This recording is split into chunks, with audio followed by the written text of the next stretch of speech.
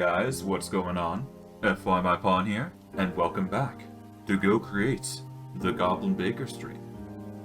Since we last left off, if I do recall correctly, we made some additional new tools. Oh, hold on, we are getting a bit too loud there. Give me a second to reduce the volume.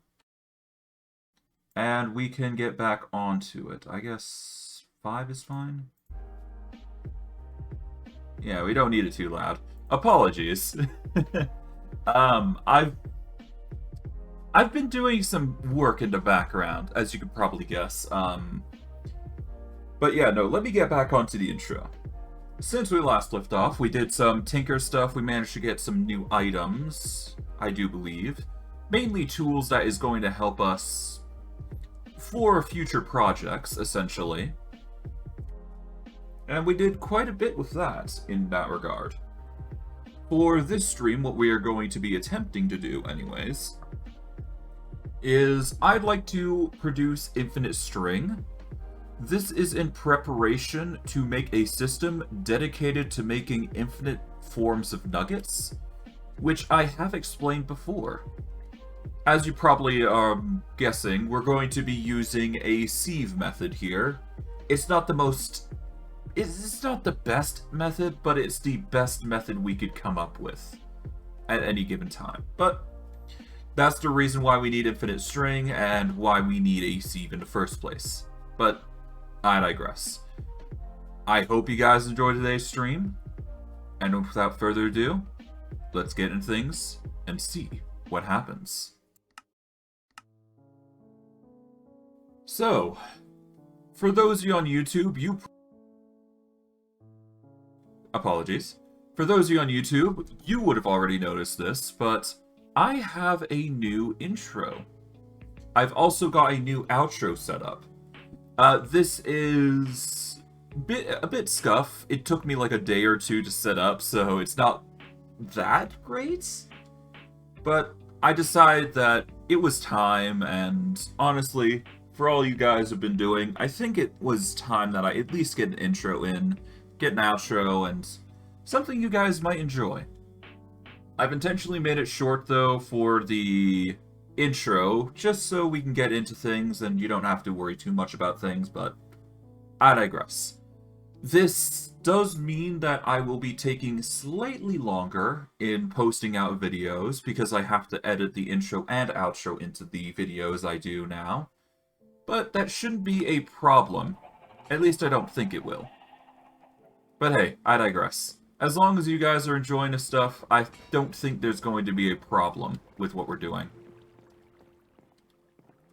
In regards to lava, I honestly don't know how this system's going to be working in the future, so I'm just sort of hoping that's going to work on its own. And just hope it does well. I don't really know. I'm just hoping it's doing well and just leaving it to do its own thing. Regardless, I'm gonna send this down, and we are going to need to make our system for infinite string. So to start with, we should probably set up a system that is going to house the string. So I would like to set it up probably here, I guess. It's not the most well thought out location, but having the string here makes it just overall easier. As for what we're using the string for, give me a second, because I do believe it is in here. I'm just not sure where in particular. I mean, there's meshes, there's various slings that we can make. We've already got one. We don't need to worry too much about that. There is the engineer goggles, which I am curious about, because this would help figure out rotational speed and all that jazz. It also means we can make infinite wool, we can make leads. But just having an infinite set of string really does help, I do believe. But the thing that would probably be most interesting to you guys is...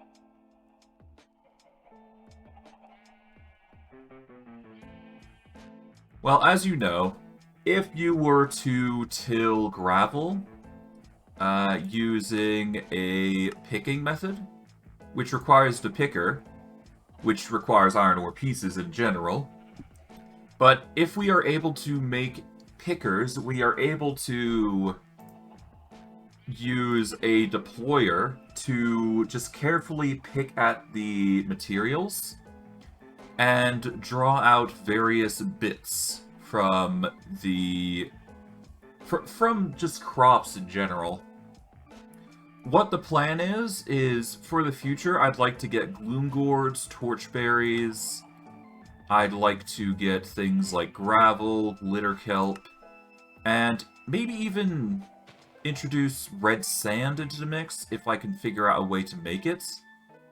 Because yeah, I'd need to find a reliable system to make granite.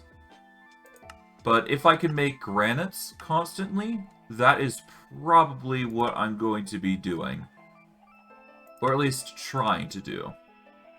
It seems like I'd need diorite and nether quartz to make granite, which in of its own is a tedious process. Besides, we've already got gold covered, I do believe, so yeah. We don't necessarily need red sand because we're already getting gold nuggets in another way, which is much more reliable, I'd say. But the end goal is to, at the very least, get Regalium, iron nuggets. I guess we could also get emeralds. We're definitely going to get torchberries and gloom gourds for Storagium. As for prismarine, we'd need prismarine drops, which honestly takes a while to harvest, which I don't exactly want to be going about doing. Yeah, prismarine is going to be one of those things that we probably don't get, but I digress. In order for us to make the picking system, we need to make an automatic system that crafts pickers, I do believe. These are counted as tools that have 32 durability, so they're not that strong. But having an infinite supply of these will help us in the long term. As for how we are going to make them, string is pretty easy to get, because we can grow that automatically. The iron ore pieces, we actually need to get an iron node. So we need to find a way to either do that. Yeah, we need to actually find iron ore pieces, so we're going to have to go with we're going to have to find an ore extractor, or at the very least an iron node, I should say, which is going to be in of its own right tedious. Now, I'm not entirely certain if there's a way to find these nodes, but we can see about trying.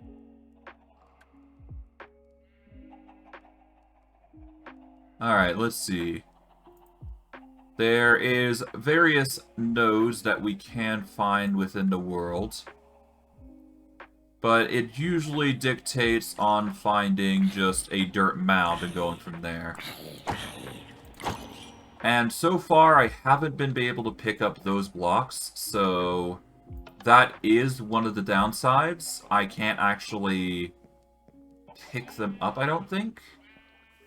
I have seen a few here and there. I do believe there's actually some over here somewhere. Yep, there's one here. So, as you can probably guess, we've got a silky enchantment, so yeah, those don't pick up casually. However, we do have iron nodes here, which does mean that we do have a resource to pull from.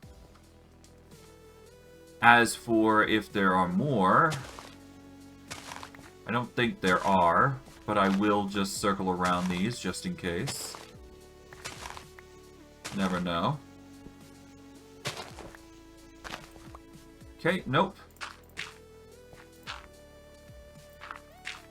In that case, we are going to start by creating a refinery then for iron nodes.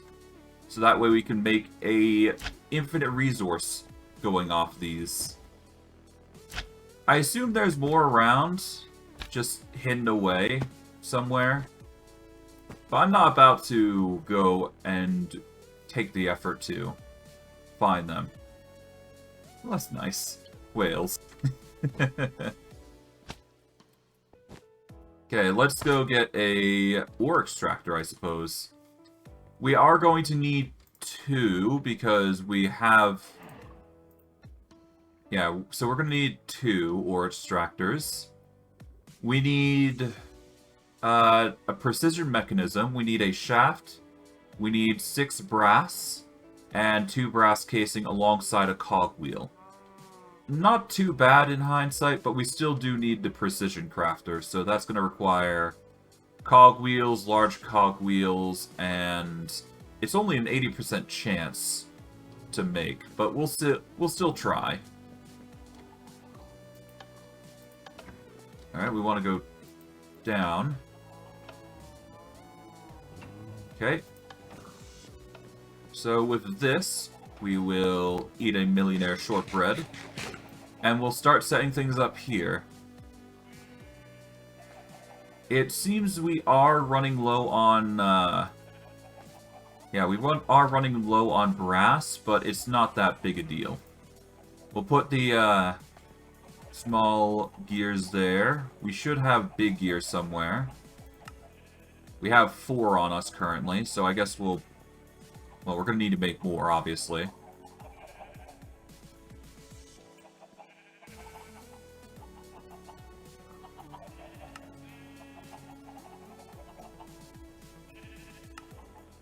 Okay, 22. That's not bad. We'll put those there. Alright, now we need gold plates.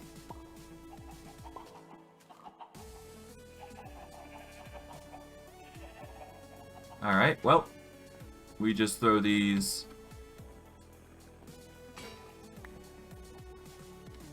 There we go. We'll let those crush. Oh, 3, and do 1 more. Boom. Alright. Do 1.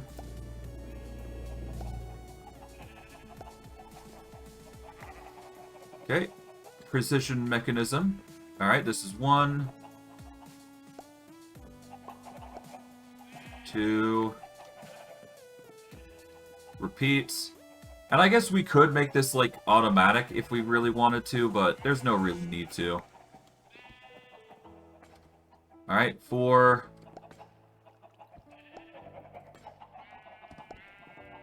And 1 more.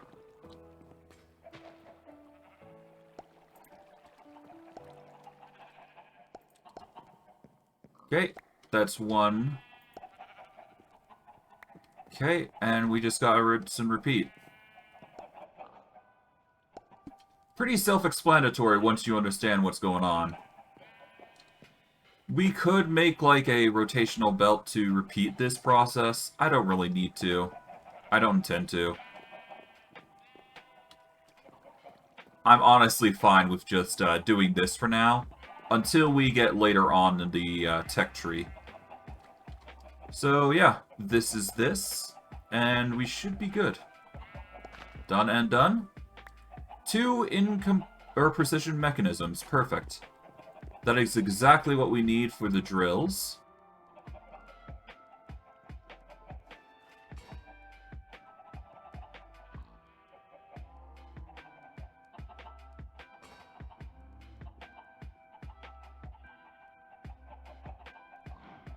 What is it?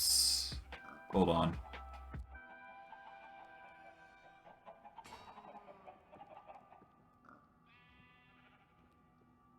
Alright, precision mechanism, here we go.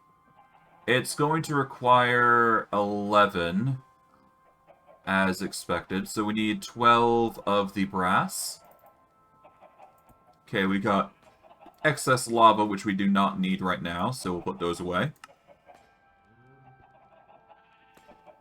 Okay, from here we're also going to need 2 brass casing. We're actually going to need 4 here. So yeah, 2 precision mechanism, 12 brass ingots, 4 brass casing. We need 2 cogwheels. And what else was it? It was...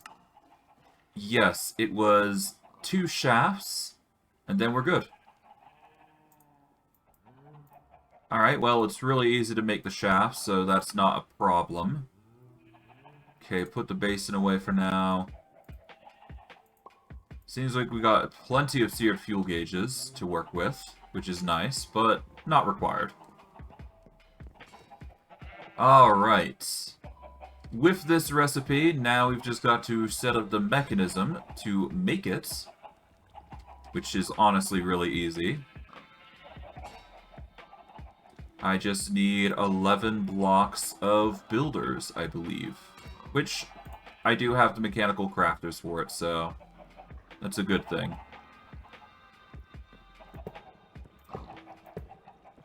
Okay.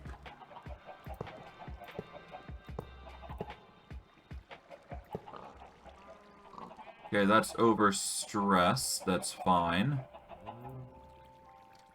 All we just gotta do is remove that. And I guess we build from here.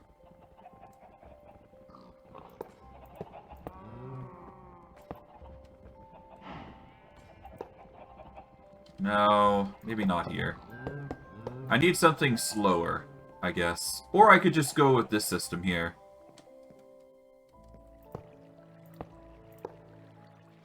Well, it's a bit too slow, okay. I might be able to get away with a small system here. I just need to set it up properly.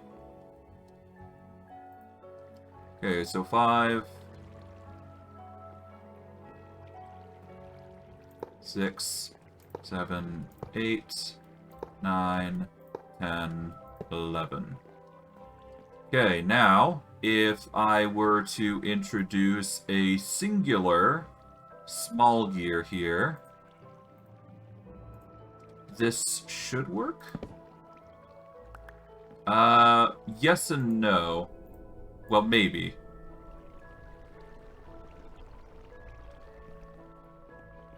Right, because this is not working. Okay, because that's going to conflict, right? Okay, so it was on the money, it was just...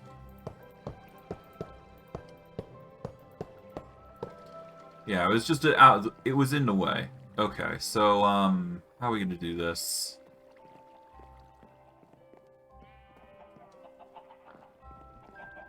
Well, I mean, the easiest way would be to do a small gear here, I suppose. And make it slower. Like so. And see if that works. Okay, that's working. Alright. Alright, so that is 4, 7, 8, 11. Okay, perfect. Hello, Butterfly Girl Gamer. Welcome.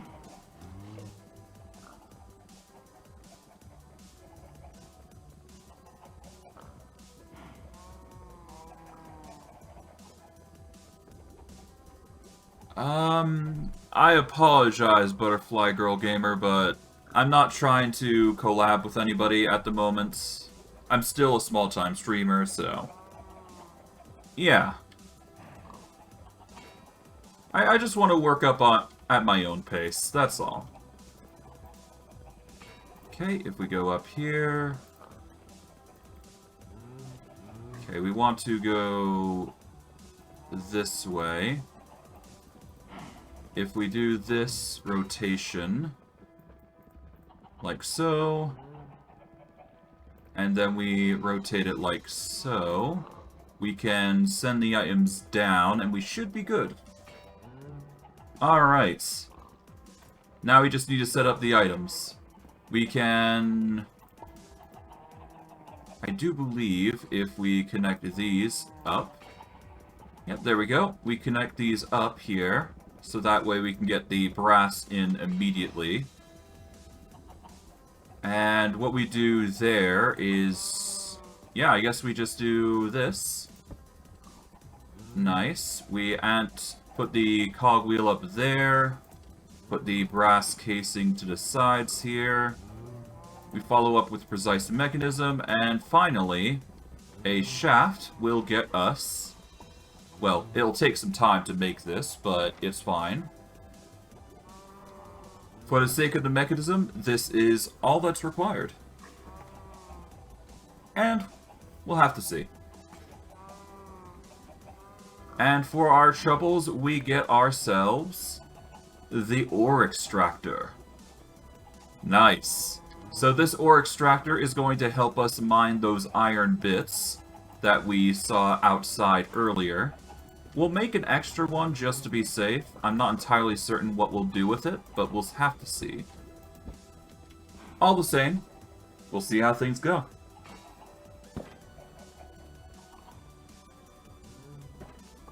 And once that's done making, I'm going to have to figure out what I'm going to be doing with this, because we're going to have to make a machine that's going to provide rotational power. In fact, I have an idea on how I'm going to introduce rotational power. It's a bit of an interesting method that I've got in mind, but it's still a method that we can utilize. It's just going to require some wire to actually power and utilize, essentially. As for how we're going to get the ores, I'm not sure. I haven't figured that out yet. I have to figure out how the mechanism works in general before I start figuring that out. All the same, let's see. Alright, resource nodes can be found in the world. Yep, they cannot be moved, unfortunately. Ore extractors, if provided with outlets and rotational power, they can start drilling. They require drill heads to operate, which can be used by inserted by players by right-clicking. Okay, so that's not too hard. Deployers can be inserted to drill heads into drills. Okay, so you can insert more drill heads if you wish. Funnels, hoppers, and chutes can also be used to introduce them. Funnels and fan chutes can extract any output items, which is perfect for us. So as long as we set up a form of system beforehand, we should be good. So let me actually set up the ore extractors and give a rough idea as on how do I want to do this. Because I can do this for, currently 2, I do believe, here. So I could set up a lapis node, which would give us infinite lapis equivalent, I do believe. So yeah, it would give us lapis ore pieces. And what would the, lapis ore pieces require?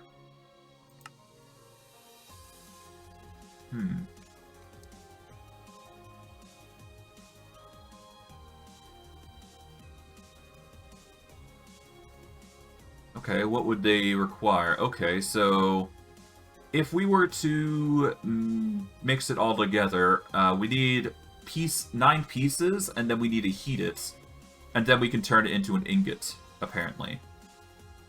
The same can be done with a mixer here. But ultimately, it's the same process. Lapis, on the other hand, doesn't seem like it's... Okay, you can get lapis ore pieces, but that's about it. You can get 1 to 4, apparently, from the process. Okay. And we need iron ore pieces specifically if we want pickers, which is required to making the nuggets, which is another method. Because lapis doesn't seem like we can... It doesn't seem like we can harvest infinite lapis this way. We are going to be using iron nodes here to make it happen. Alright. So how do we want to go about introducing the items? I think first we need to figure out what rotational power is going to be doing. we're going to set the rotational power to be going in through here, I guess. In order to make that happen, I do believe I want to not use a gearbox, but I do believe I can get away with an encased chain drive here. Yep. With an encased chain drive, it will link the both of them together. And as a result, we can get the rotational power for both without having to shift from one to the other. And it won't require that much redstone or any other methods that we need here. As for how we're going to get the items in, so i.e. drills and whatnot, I think we want to go with a funnel system. So what we will do here is we're going to introduce 2 chutes, I think. So yeah, we get the chutes here. And I'd like to... Yeah, no, not like that. We want to do it like this. Well, maybe not like that.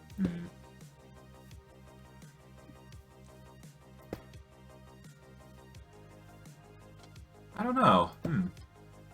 I know there is a way we can do it. It's just, do I go with the original hopper system, or do I go something else?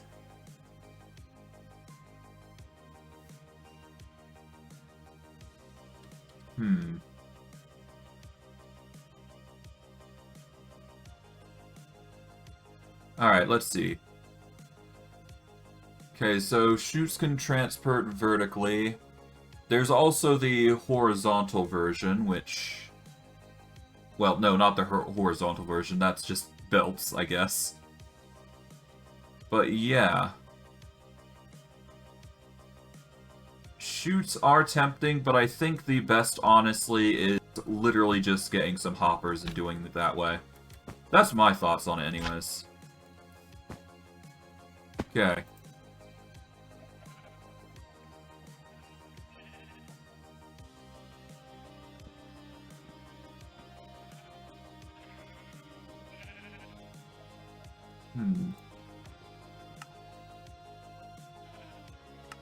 Well, it's not too hard to get 2 hoppers, I must admit, so it's not going to be that hard to set things up. But I do believe that if I set a hopper here, that is going to transport quite well. Now, the question is, do I want to keep it extremely compact, or do I want to go some other method? Because with how I can set this up, I can put 2 hoppers here with drills in mind. And anytime I need it, I could just either craft it here, or there could be some other method. But we are going to need to make drills, though.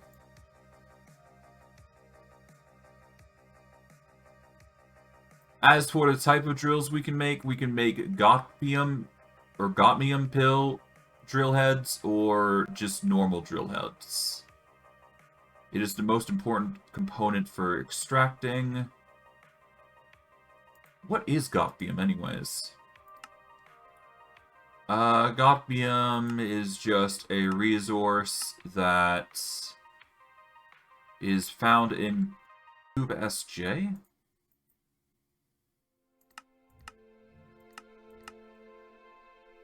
It can be made with bee breeding.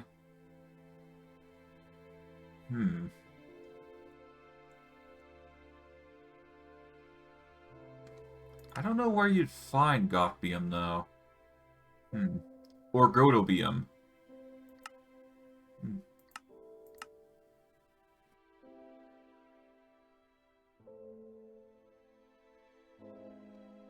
Okay, where would you get it, then? Okay, let's say we're trying to get an ingot. Where would we find it? Well, it's clearly an ore, obviously. So, where would you find the ore? Or, better yet, where could we get nuggets from? We can get it from Gothmium dust. I think this might be an end ore. The Gothmium drills. Okay.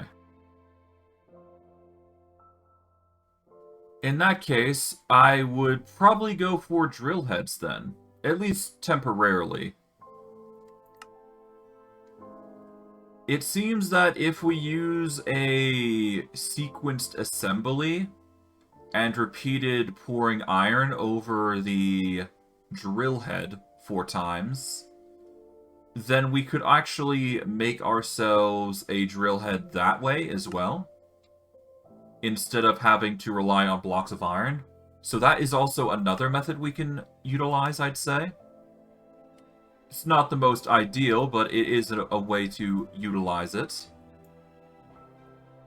But for now, what we're going to do is I'm going to quickly...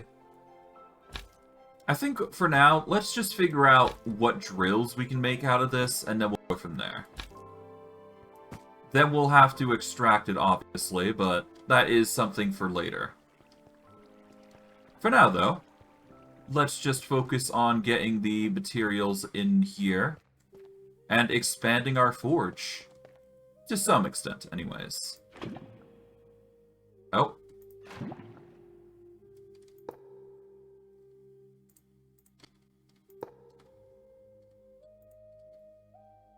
You know, now I think about it. Yeah, I could just do this. Alright. Okay. Place that there. Place this here. Place this here. And finally, place this here.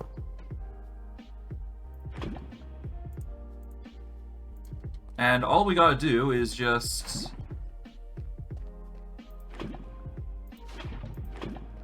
yeah, we just gotta take with all those.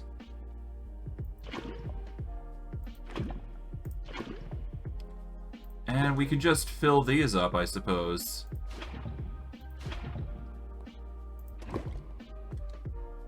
Because why not?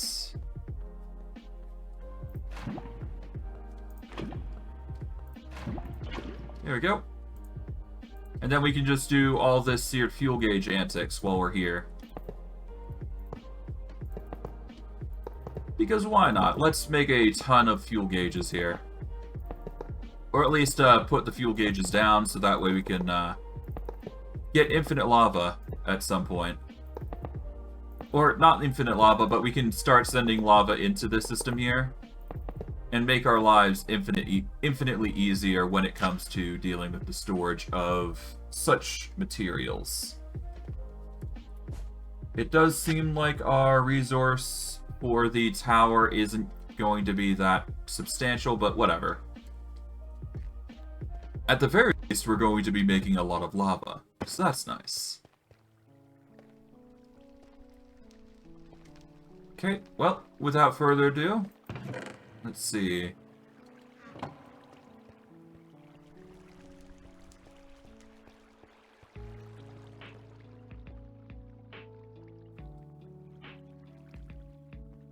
Alright.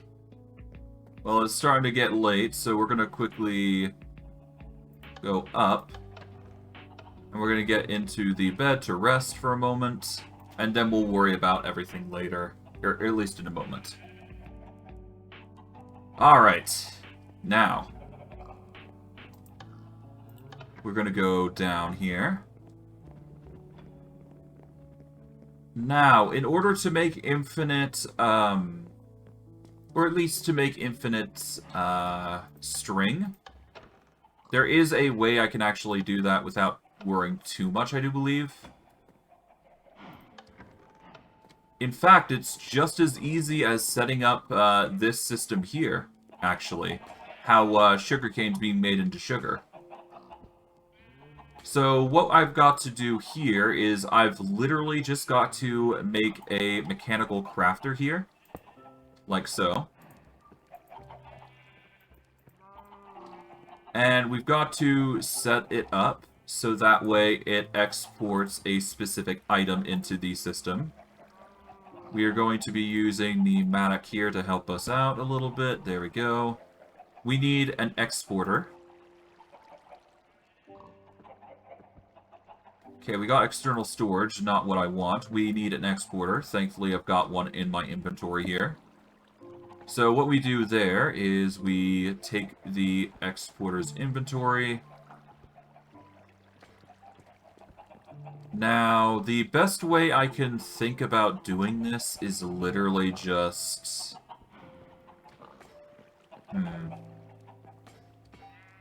I need something better than a big gear, I think. Obviously. I guess what I'll do here is I will take this and this, because I don't need them there. But I do need a small gear here. So, let's see. We need a small cog.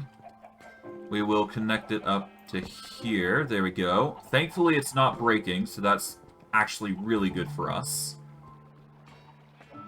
Now, I need to decide if... Yeah, I'll put this here for now, because obviously we want to keep the design appropriate. Okay, so the goal is to get some cable going. And we want to export a specific item. Namely flax. As you probably can already guess, we are going to export flax. And by making flax into string, we can get infinite string. This is how we're going to be going about it. I'm sure there's better methods, but this is the method we're going with. But as a result, we will be able to make infinite string. And I will need to find a way to actually get the items out. So that is going to require an importer, I do believe, under here. So off we go.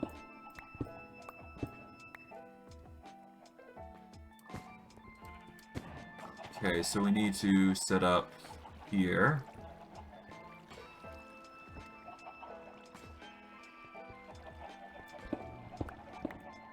Oh, whoops. Bit too far, that's fine. We can use andesite to cover. There we go. Now we use stone.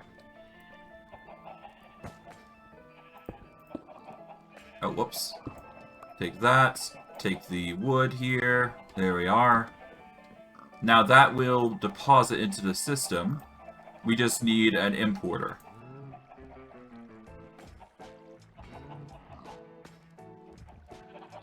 To make an importer, it's really easy. We just need a destructible core, which requires electron tubes. We need the destruction core, obviously. We need the integrated circuits, which, honestly, we just flick this system, and we turn that off. It will go into the system, and then we can make our export or importer. There we go. Importer done. Now, all we gotta do is just go down here, place the importer there, and that will send all the resources in for us to benefit from. There we go. Now, with that out of the way, we do have the option of digging a bit further here. I'm gonna dig these out because I can. One more. There we go. And I can quickly go about using the cable here to just... Well, it's gonna be cheaper if I just wire it this way, isn't it? So we'll do that. There we go. I'll get some stone here. Place some blocks there. There we go.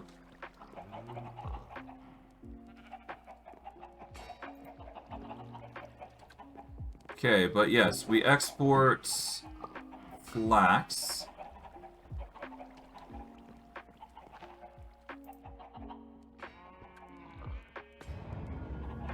Oh, is it not working anymore? Surely it would. Oh, right. Hold on. That would explain it, yeah. Because this runs on a certain power grid. It's not automatic like the others. So we actually do need to set it up here instead. So all we gotta do is just line some cable up here. And it should automatically go. Much like the sugarcane that is always going. But yes, now we have an infinite source of string. However, we are going to need to set up a place for it to store. So what we're going to do is we're going to make an external storage, as I've stated before. Thankfully, we've got a few set up already.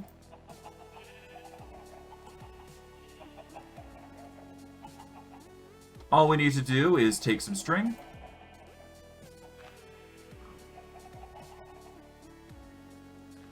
Take the external storage drive, and we want to put it next to coal, so we need to go 4 blocks up with this.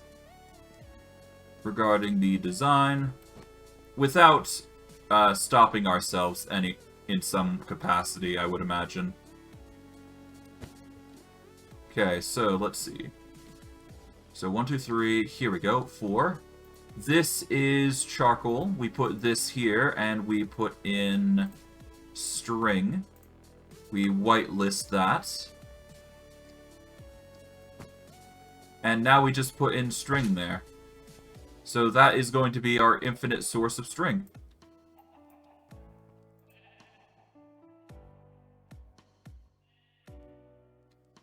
And yep, there we go. That is just going to infinitely produce string. We are going to need an infinite, or rather we're going to need a void upgrade, so we'll quickly get that set. There we go. We shall set up the void upgrade to be infinite on the string here, so that way we don't overload our systems with storage regarding string, that is. And yeah, that is infinite string set. It's not bad, I'd say. Not bad at all. Our storage is just slowly and progressively getting larger as we go on, which is nice. Of course, we're going to need to continue on the automation train, but we're doing really well, I'd say. That said, we really could do with sorting out some of this stuff, so that way we can start putting them away properly, but one thing at a time. We'd need a lot of external storage, which is something that I would need to do off-camera, because obviously external storage is going to take a while to set up, for a number of reasons. Alas, we will set things up as we go. I shall enjoy every second once it's done, but I'm rambling at this point. Alright, so before we continue on, I'd like to get some power in to the wireless machine here. There we go. Really wish I had an infinite power source, or infinite power source for the wireless remote and an infinite range, but we can't expect such luxuries just yet. Instead, for now, the best thing we can do right now is set things up. Alright, time to make a drill head. Okay, we were able to make one freely. We're gonna still need more blocks of iron. There we go. I'm not sure how long these drill heads will last for, but my hope is that they won't be too troublesome to handle. All the same, we did make 2 drill heads, so that's perfectly fine by me. Alright. Now, we are going to need to bring out a cable as far as there, so how are we going to get the cables going? Well, I guess we already got the cables running through the bottom of the base, so we just need to set things up for transferal. I do believe the best method in regards to this is literally just... Hold on. Just deal with that. Yeah, so in regards to this, I think, honestly, just having the wire go under the paved granite is the best way to transfer the materials. Personal thoughts, though. Personal thoughts. But what we do here is we just keep to line to the path. And here. We want to be here, I do believe. Alright, now we just got to mine our way through.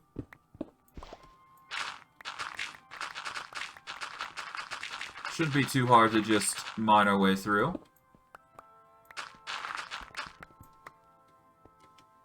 Okay, close this off. There we go. And honestly, we just gotta follow the path and we should be fine. There we go.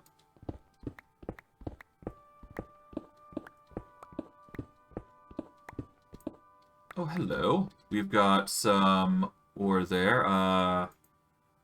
If I put the coal block back, and we can actually test a rose gold vein hammer. Hey, that's not bad. It's not perfect, but it does the job, I suppose. There we go. We will need to give this, I think, range extensions, but it should be fine. Or at least it should be a viable source that we can reliably use, I should say. Okay, so what we're going to do here...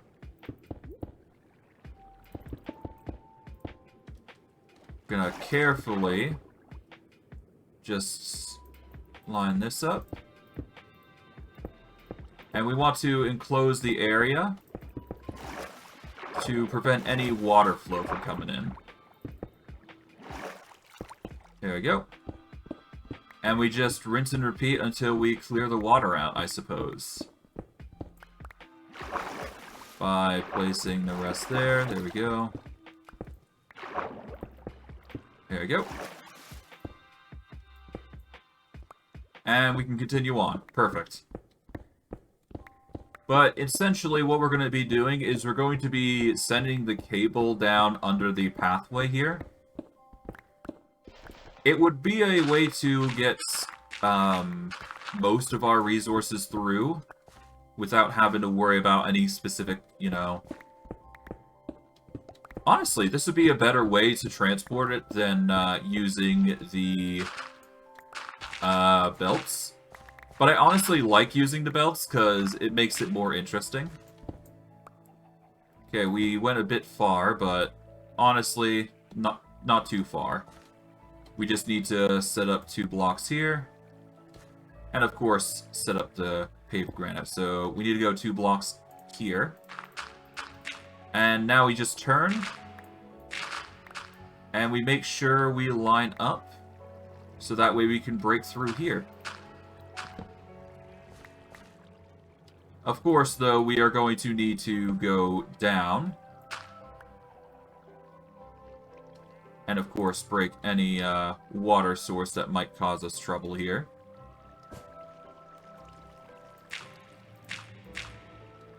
There we go. We'll let that flow freely. There we go. We just need to now dig down.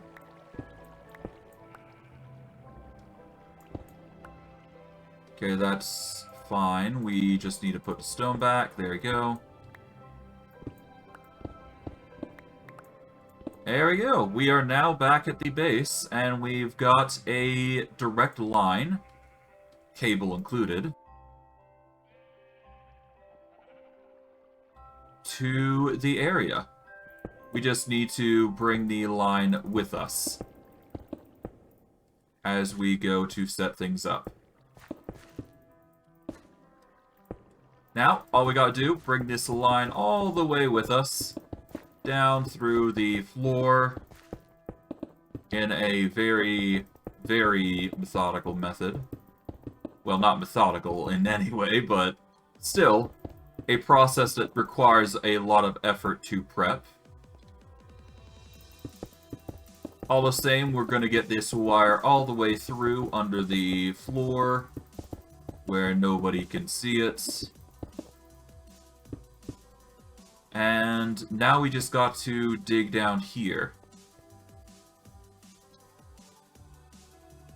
Okay, with this in mind, we just need to figure out how we're going to deposit items.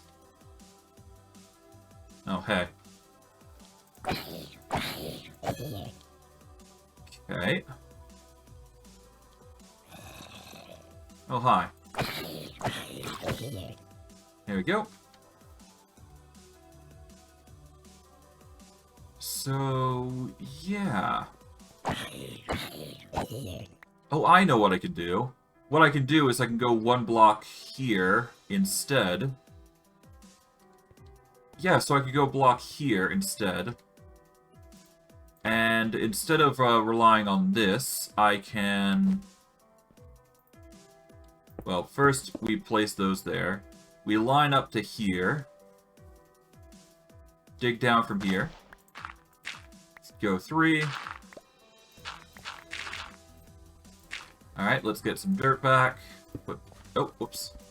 Don't want to do that. We'll put that there. There we go. Dirt. We go in a line here. Get the cobblestone. Hold on, let's put this in our offhand so we can see a bit better. Okay. Put the dirt away. Place the stone. Now, all we gotta do is get the cable across. Like so. And I do believe all we need to do is this. And we need an alternator, I think it's called. Unless I am mistaken. Now, what do I mean by an alternator? So, you're familiar with that mechanism there that's providing us RF to our system? There is an alternate version that we can take advantage of, I do believe. So, the alternator, if I recall correctly, give me a second while we rest so I can actually explain this. But, hold on. Yes, here we go, alternator. The alternator is a bit of a complex mechanism, but if we go into the system here, the alternator requires at least 32 RPM. Okay, so no, I'm talking about the electric appliance here, which is the electric motor. Electric motors are a compact and configurable source of rotational power. Scrolling on the back panel changes the RPM of the rotational output. The electric motor requires a source of energy, FE. The motor's energy consumption is determined by the set RPM. So yeah, basically the more RPM you use with it, the worse the consumption of power. However, if you are able to make the... Well, if you're able to make it, that is. Hold on. Electric motor, right.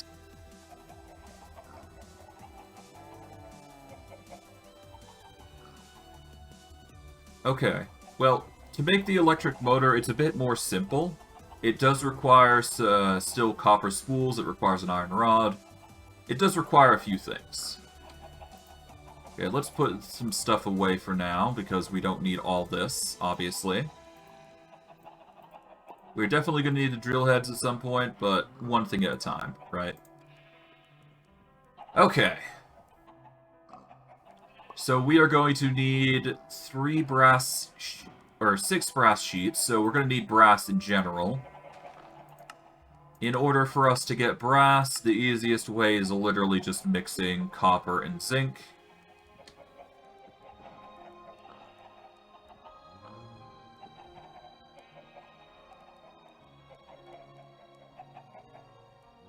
We'll make the brass because we do need more of it anyways, so it's going to be a process regardless. Better to do it now than later, right? Okay, let's see. You are currently not requiring any heat, so that is pointless. We can't really use you because obviously you're busy. I guess we can just make our own here. And hey, it seems like the lava is pumping through, so yeah, no, we've got a slow but effective system to pump lava. It's working overtime, so that's good. It's just taking time to fill, which pretty self-explanatory. Alright, but anyways, I'm just rambling on at this point, so let us see if I go about this right.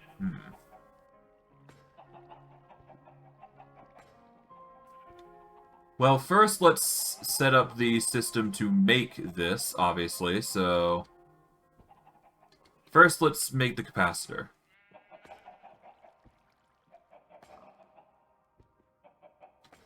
Right, we also need the brass.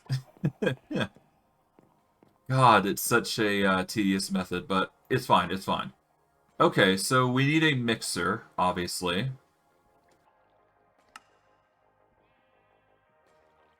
Alright, with the mechanical mixer, we turn this off, there we go.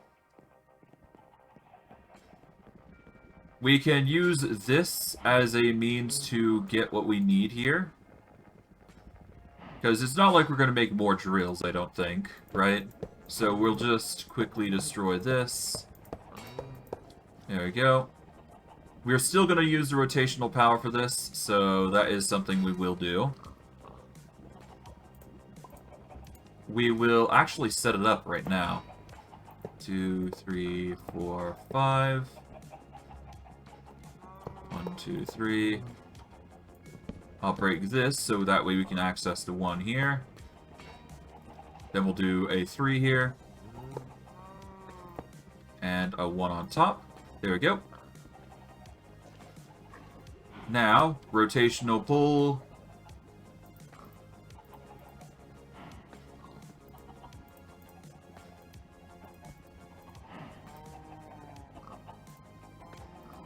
Okay. Alright, everything goes in.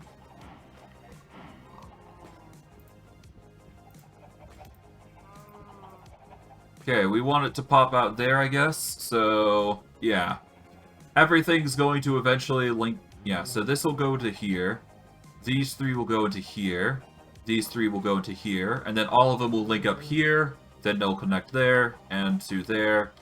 Ultimately making the machine. Thankfully, it doesn't seem like the machine is stopped, so the rotational pull there is actually working as intended, so that's good.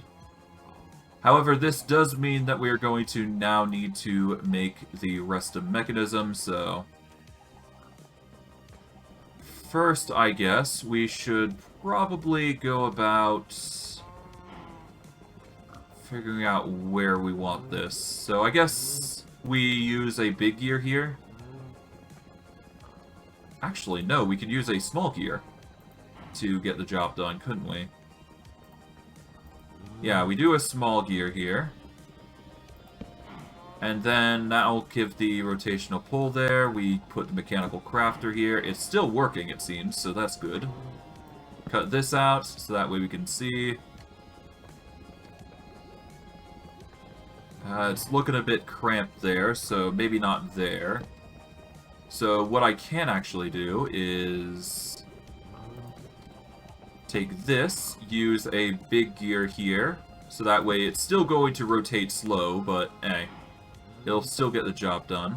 We don't want it there, but we should be able to move it to a corner if we place a mechanical crafter here as a sort of place block, and then place this there. There we go. Now, all we gotta do, wrench that, chop this out.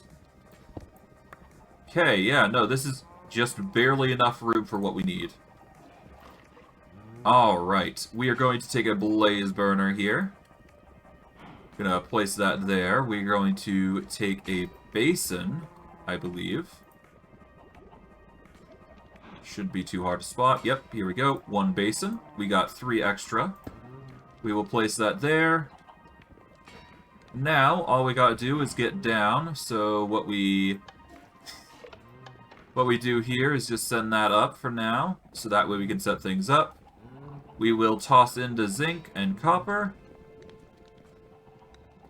And I think we can get away by using charcoal.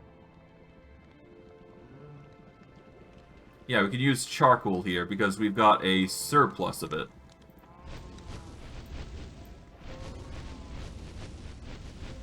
There we go. Just toss all of that in there, because, I mean, what else are we using it for, right? Okay, so that's not working. I guess it's not close enough, I would assume. Okay, so what we do here, then, is set this up, place this... Oh, yeah, it's 1 block higher, so yeah, no, it is a bit too far. So we place the burner there, place the basin there, cut that out. Alright, we now toss in the... yeah, zinc, copper... We can now see the little blaze burner here.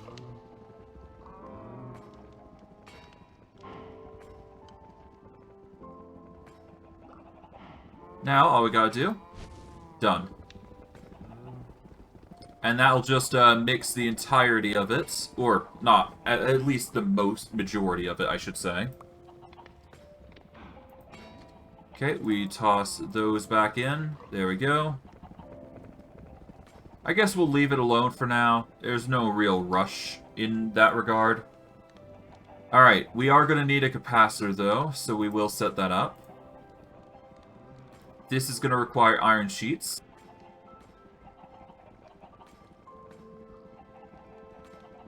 We will take a stack of iron for this purpose, because obviously having more is better. We'll just let that process. Okay, it seems like things are going well there. Okay, while we wait, we can do the copper spool, I guess.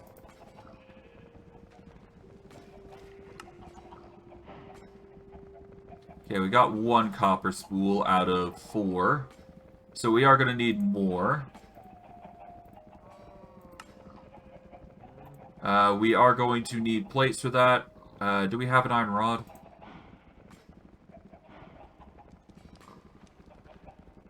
Thankfully, we do. Okay. All we gotta do is place the iron rod there. We will place the copper spool there. Take those. Toss the rest in. Put another charcoal in. There we go. We're getting a ton of brass now. That's perfect. Take this. We'll toss the rest of the steel away. Or rather iron at this point. Okay, throw those in, okay. Get some empty spool to work with.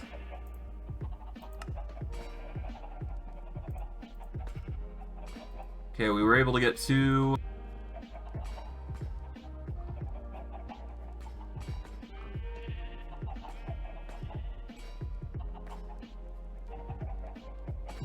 Alright, there we go. We will get the copper sheets ready.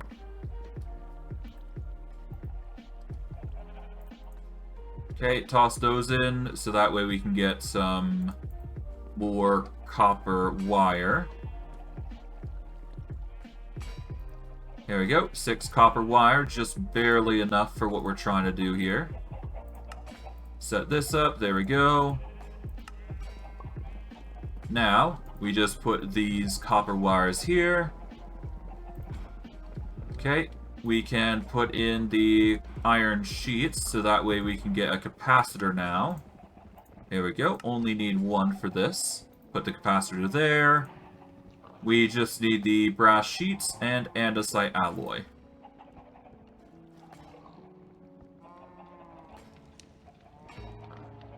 Alright, andesite alloy. Take all those out. We will toss those in. Toss the singular charcoal there. There we go. Now we take these. Don't need any more, but we do need those in place. So put the iron and sheets away. And this should be enough. Oof. Just gotta wait, and there we go. Perfect. Now, all we gotta do, put in all the sheets for brass, and finally, after some progress here, we'll just give it some time to connect up. Alright, yep, it is a 4-step process, but all the same, it will get the job done. Bada bing, bada boom, it slowly morphs in, and here we go. This is what we made it for, boys. The electric motor. Alright, we got an excess amount of brass now, so that way we won't have to worry about running out anymore. Now what we're going to do is we are going to aim to go up, get some rest once again, to continue the day cycle. And we should be good to go. Because we will be able to transfer all that rotational power, or that power in general, I should say, and turn it into something nice. But I digress. Let us just set things up here. Now, this does leave the question of whether the wire itself will give us power, or it's something else. I'm not 100% certain. But we'll see. Oop. Oh. We got lucky. We got a diamond pickaxe of great lengths, apparently. Well, that's nice. All the same, we do now have an electric motor. Now, it doesn't connect here, which does suck. So that does mean that our usage of using the wire here is kind of pointless. Although, is that really the case? Rather, I do believe that we can just straight up... we do need to hop these items out, though, so...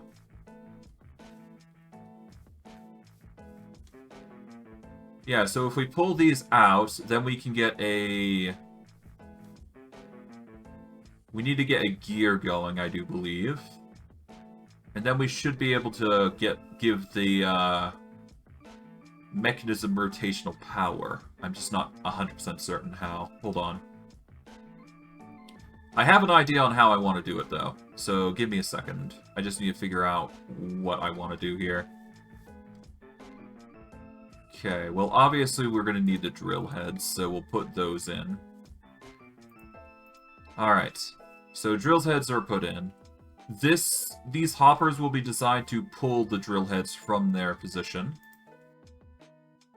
We can't access the transmitter. Let's see. We want to put a shaft here. And we want it to go at least up to here. We have no need for it going any further than here. We need a mechanical belt here, so that way we can provide the rotational power to go this way. Alright. I think I can make this into a 3x3 block area. Yeah, so it'd be like a refinery of sorts. But yeah, no, what I'll do is I'll probably put this into like a dome where I have the electric motor lined up properly. Yeah. So what I do is I have the motor going at a certain pace that is acceptable. And we should be good. Because I can branch power from just the buildings alone, and I can just start wiring it carefully across over to here. I just need to set up a acceptable design for it. Alright. Well, it's needed if we want to procure the picker system, so if we don't do this much, it's not going to work as intended, so...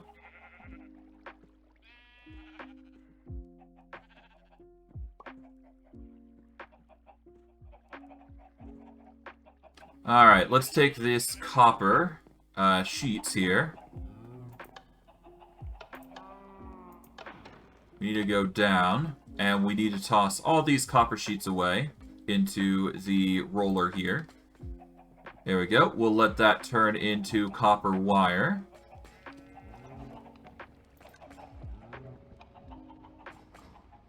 Or do we even want copper wire? I do think gold wire is actually the upgraded version, is it not? And I do believe I was using gold, wasn't I? For most of the transport, wasn't I? I was indeed using gold. I just had to double check.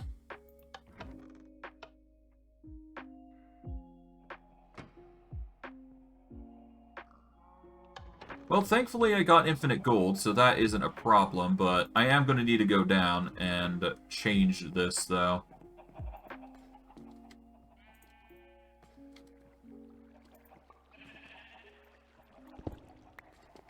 Okay, there we go. We're able to get at least 4 plates out back. There we go, we can get the rotational power back. Alright, put the copper wire away for now.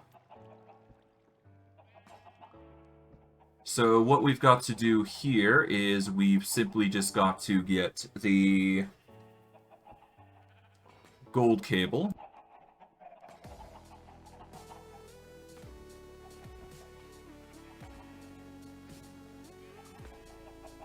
And we've got to make gold spools, I do believe, so...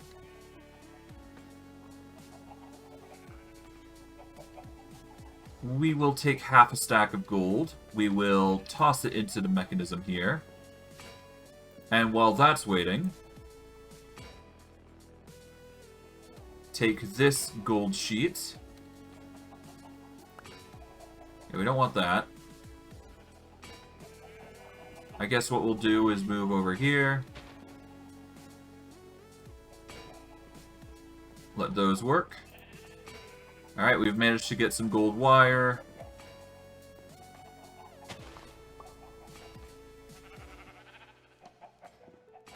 Okay, gold wire can get us what?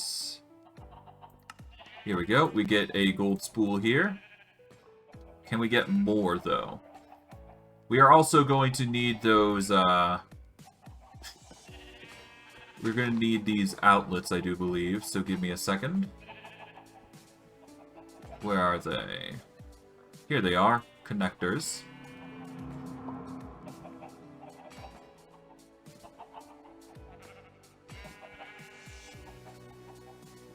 Okay, we need to make a few connectors. There we go. 20 should be plenty.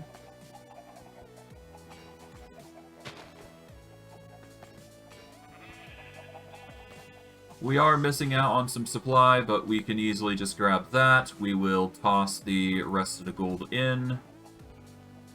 Let those compress while we go around here. Toss in the gold sheets to grind up into wire.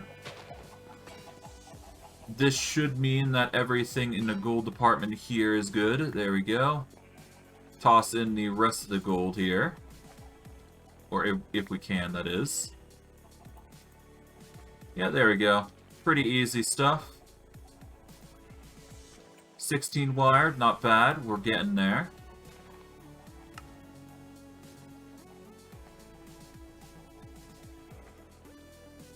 Okay, that's 5. Got 12 more. Alright, that's 8. That's another 4.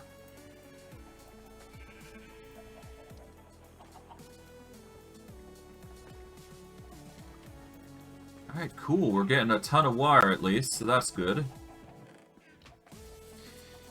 Alright, yeah. I guess I'll leave that to just work on its own, because I think 13 is just barely enough for what I'm trying to do here. Alright. We go up, and we need to go to the tippy top here, because for obvious reasons we need to spread the power like so. Alright, now, how are we going to transport this? Well, obviously, the corner is going to be the most obvious choice here. Now, do I want to go for the corner there, or is there some other way?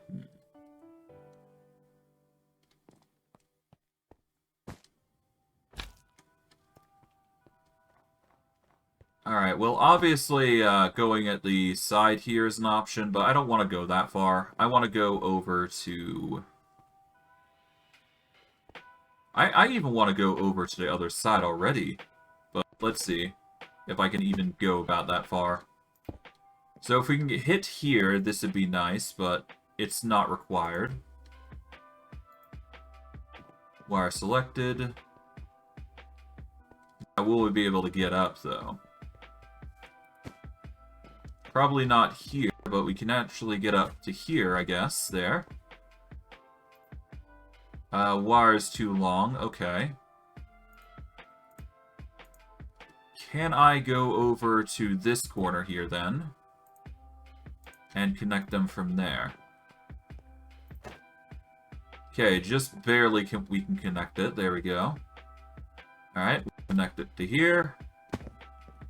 Now can it connect here? Too long. Okay. So what we do here is use the connector. We set it up here instead.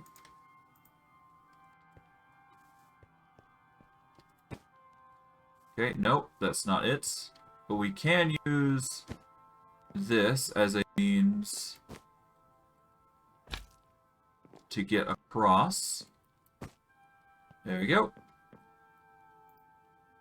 Wire is still too long for us to actually connect it there.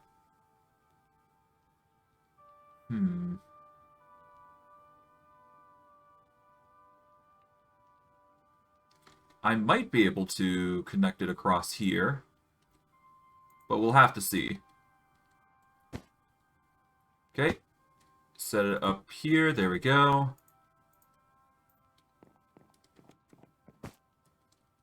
Oh, whoops. Nearly.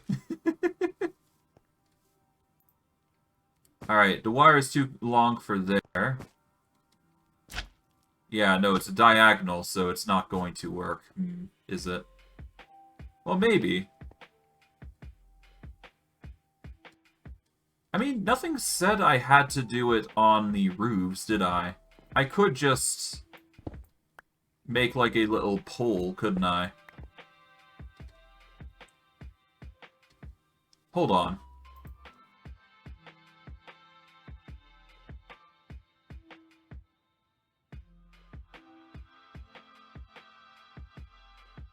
I mean, what am I using the oak fence for, anyways?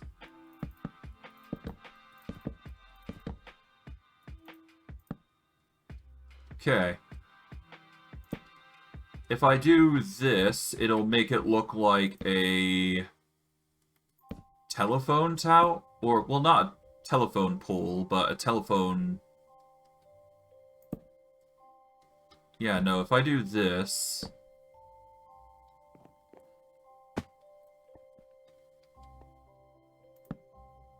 If I do that, it'll look nice, I guess? I have an idea here. It's just whether it looks good or not, really.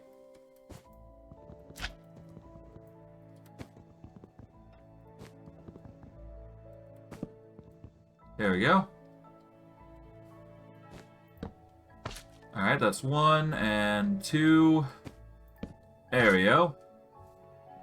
This will help us transfer power, I guess, over the course of the areas.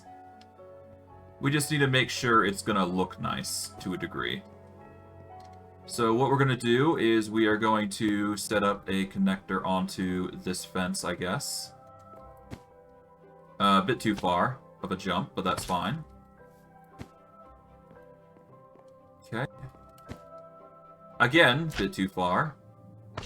Overestimating my jumping capabilities a little bit. Yeah, no, way too much. Alright, that's a bit too slow. Ah, nuts. Nearly. I can make this. I do feel like I can. Nearly. I was just on the edge. Okay, okay.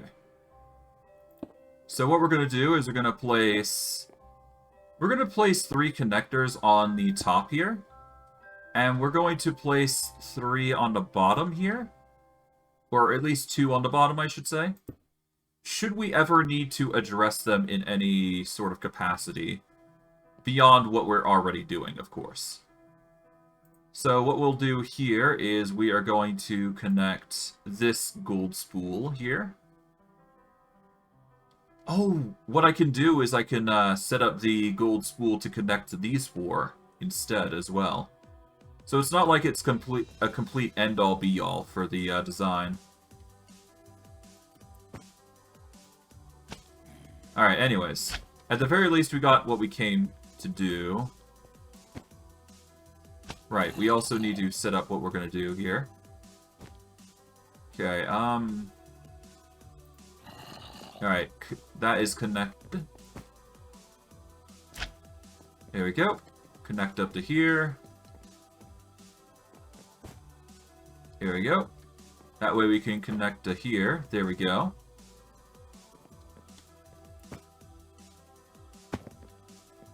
Take this with us. Alright. We now set up the next sets of nodes here with a connector. I guess what we could do, actually, hold on. We take this, and we use the dark oak fence here. Oh no, we can't. Well, it's fine. I'm sure we'll figure out a method to actually transfer the power here, so it's not that big a deal. We just need to set things up fence-wise, that's all. So I do believe I went... How many? 1, 2, 3... 4, 5, 6, 7, 8, 9, 10, 11. Okay, so I went 11 blocks up, essentially. That's not bad. So all we gotta do is just do the corner here by doing 1, 2, 3, 5, 6, 7, 8, 9, 10, 11. Okay. We'll do 2 there. To here. There we go. Do 1 on the bottom. 1 on the top. There we go. The top here. 1 on the bottom. And the top. There we go. Now, all we gotta do is set up the connectors. Like so. Oh, whoops. We will pick that up in a moment. There we go. Solid. For now, what we'll do is we'll connect this there. We will have one connected to here, I suppose. Until I can figure out a better method of transferring it, because I don't really want to go through the efforts of doing that.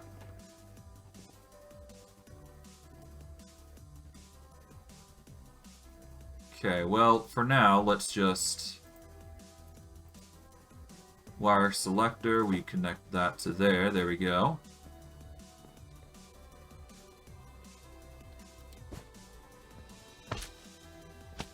Alright, that's not going to help, but we can go over here.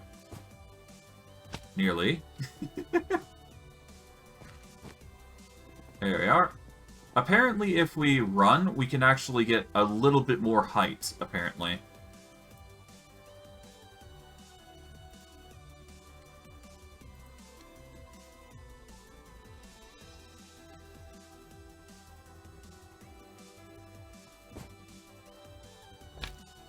Okay.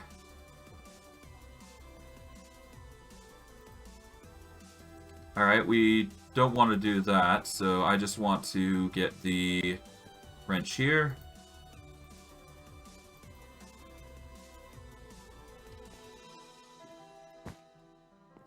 Nearly.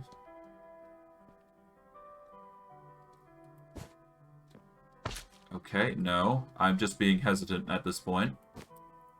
Whoops. Alright, that's another failed jump, but we're getting there. Nearly. Come on. Oh, come on. You know what? There's an easier way about going about this. We just need to break this, obviously. Ah, come on. Nope. Okay, you know what? There's an easier way to go about this. Yeah, if we just jump here to here, there we go. We can take this out. There we go.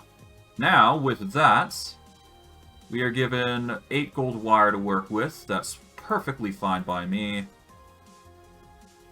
Now, that does leave a question of whether I can actually get the wire connected back here with using this.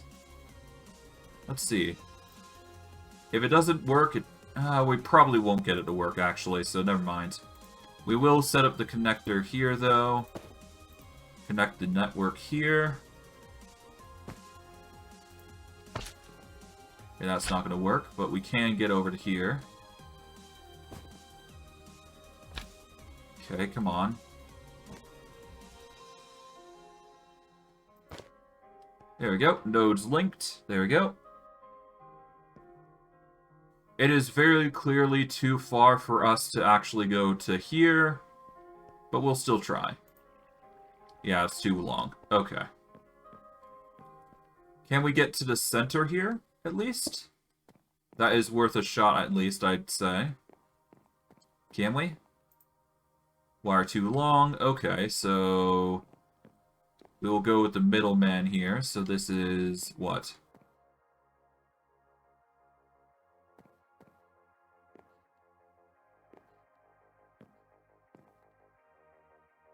Okay, so it's one block out, literally. So if we do a block here to a block here, this should work. Supposedly. Yep, it connects there. So we can connect it to here with ease. Connect it to here. Alright, we connect this. Not to there, apparently. No, we will try and get it to the center here.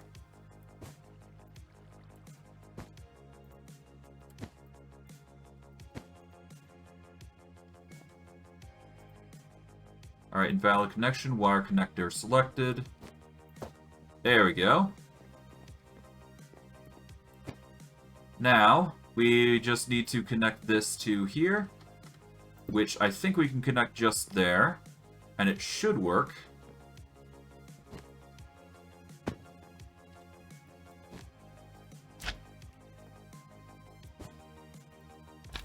Nope, nearly.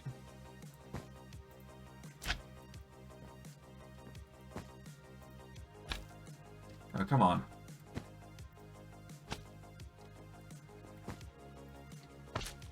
Oh, come on. There we go. Finally. Alright. Okay, with that, we can set up a connector here, which will connect over to here. And then we can just set up another pole over to here, I guess. But first, before we do that, I'd like to, at the very least, set up some pathway using granite. So that way I can start passing over the signal with ease. Alright, so first,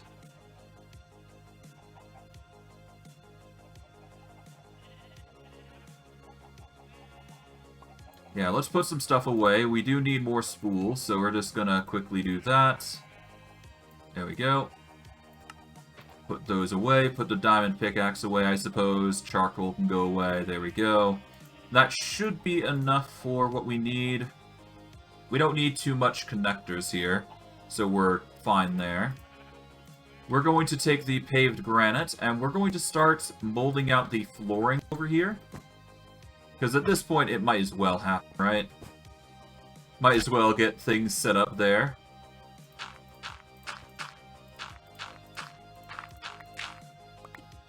Alright. Put in the dirt here, so that way we don't have to worry about it.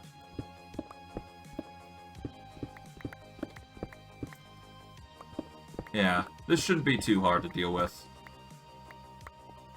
We just need to mold the path, basically, and we should be good.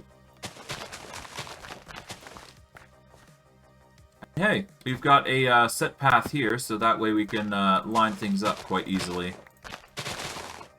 And thankfully, our Matic is really good at dealing with grass, so this just makes our job infinitely easier.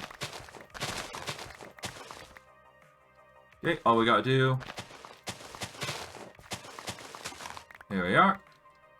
Now, just quickly mow this down. There we go. Perfectly fine. There we are. Now, we just take the paved granite and just start setting up a platform, I suppose.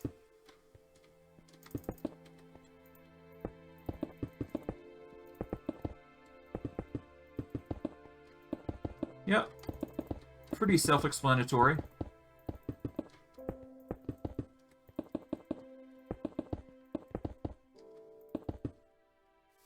And I guess we just close this up there. There we go. Yeah, that's pretty easy to set up. The the pathway. God, I'm stuttering over my words. Jeez. Ah, well. It happens. Alright, there we go. Nice. Nice indeed. Okay. Now we just need to set up the fence here, which is pretty self-explanatory. We've already got the fence there, so no need to worry too much about that. So all we gotta do... 4, 5, 6, 7, 8, 9, 10, 11. There we go. We do a block here, rinse and repeat until we're set. Actually, let's go to the other side, actually, here. There is no harm in us just doing this on the other side here. I do believe, so we're gonna take advantage of this. And we're gonna go a little extra distance here by placing here instead. 2, 3, 4, 5, 6, 7, 8, 9, 10, 11. Okay. There we go. And there we are.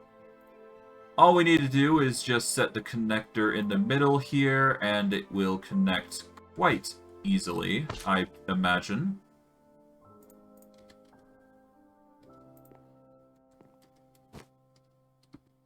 Oh, whoops. Nearly. Well, we're getting there. It's fine. Okay, we got there. Okay, just barely made it. Perfect. Alright, that's 3. Now we need a connector here, so that way we can send a signal somehow over there. I think the best way I can get away with it is, well, obviously we need to go 12 blocks over, so that is a given. So let's see. We need to go... Yeah, so this is 1 block. 2, 3, 4, 5, 6, 7, 8, 9, 10, 11, 12. 2, 3, 4, 5.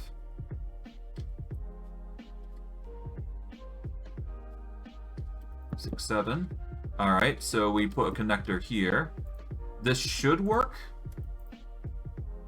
Too long. Okay.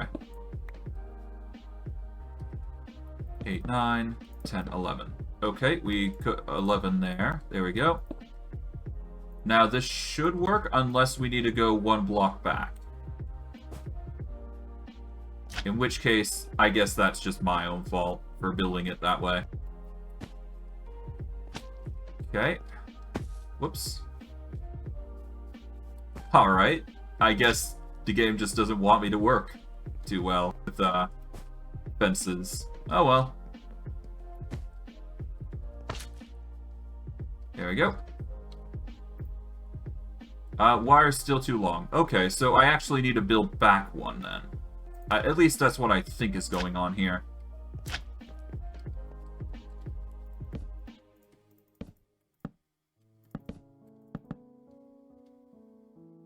Okay, we are going to just carefully... Well, not carefully, but we're definitely going to chop this down.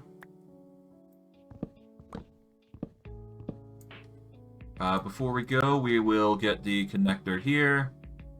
We will set up the gold spool. So that way we can start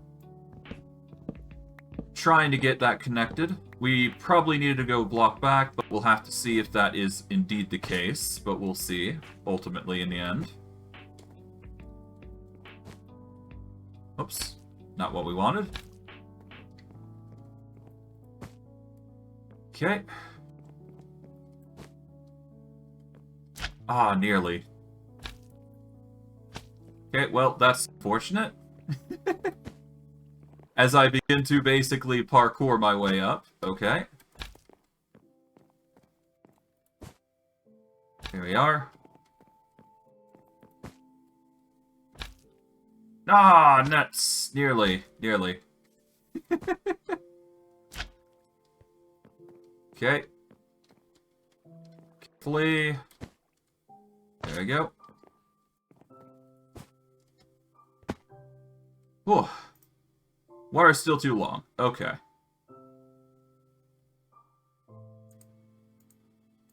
Can I get away with using a connector here and shortening the length? Actually, couldn't I just do one on the bottom here? I might be able to get away with this. Hold on. Put that there. Take the gold spool. Connect that. Oh. Take that to there. There we go. Connect this.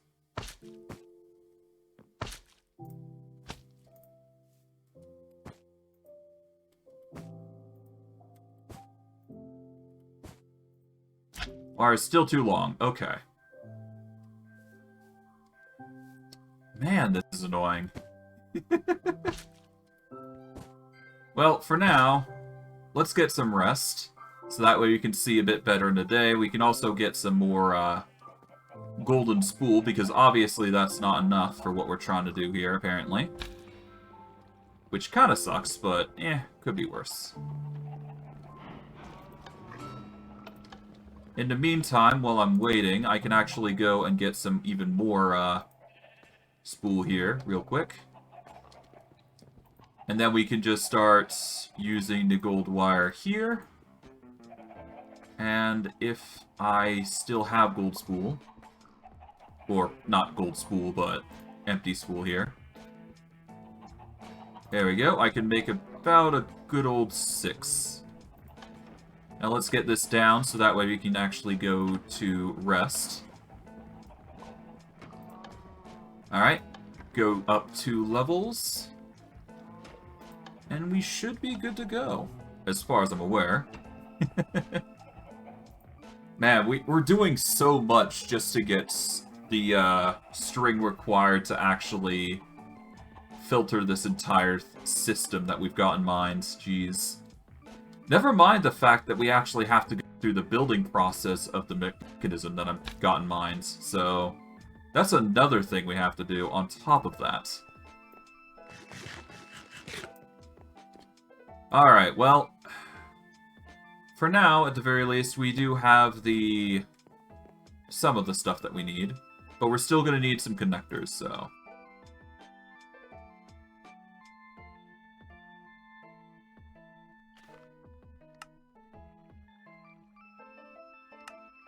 Alright, 9 should do us for now. At the very least, we got the connectors necessary for some of the recipe or design here. Okay. Now, if I were to...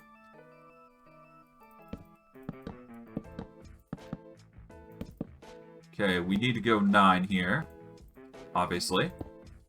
Here we go. Now, if we get the golden spool here...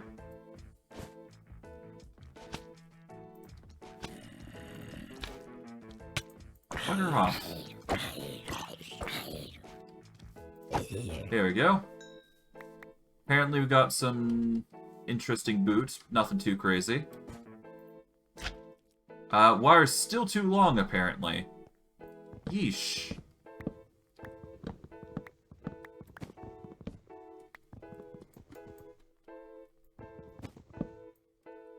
Okay, well, we go one closer, I guess, and see if that's enough.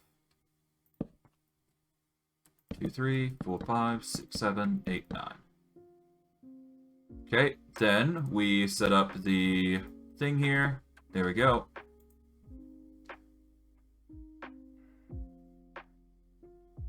And just hope this is enough.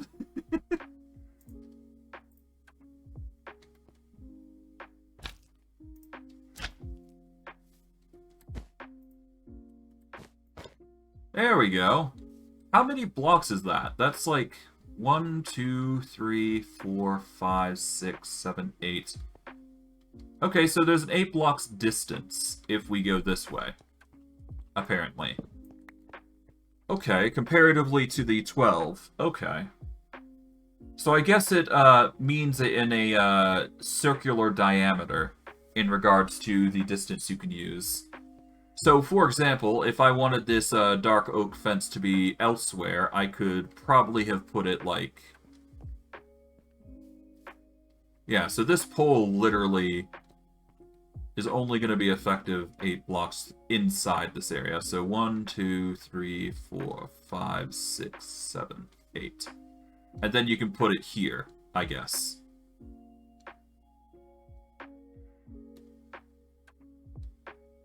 Okay. But then, at that point, this is the corner, so you can get away with a block here to here. But maybe not even the electric motor's gonna work here. Hold on. In that case, I'm gonna need to move this back a bit. Hold on.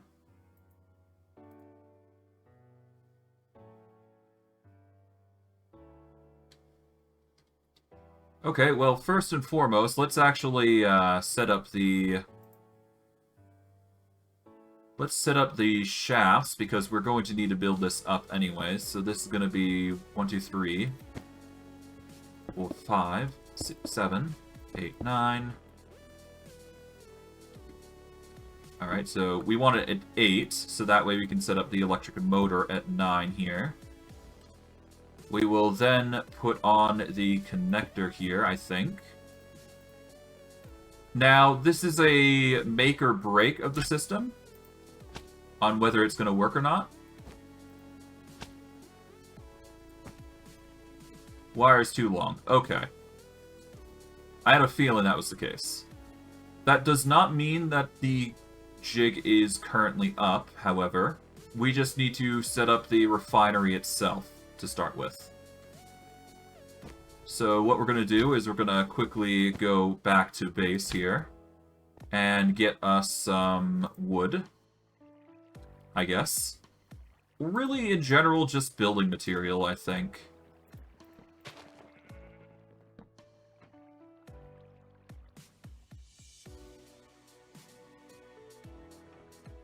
Okay, so we're going to get some 2 stacks of dark oak logs, I'd say. We're going to get some dark oak stairs here. Or do I want dark oak stairs? I'll go with dark oak stairs for accent. We are going to need a dark oak chest.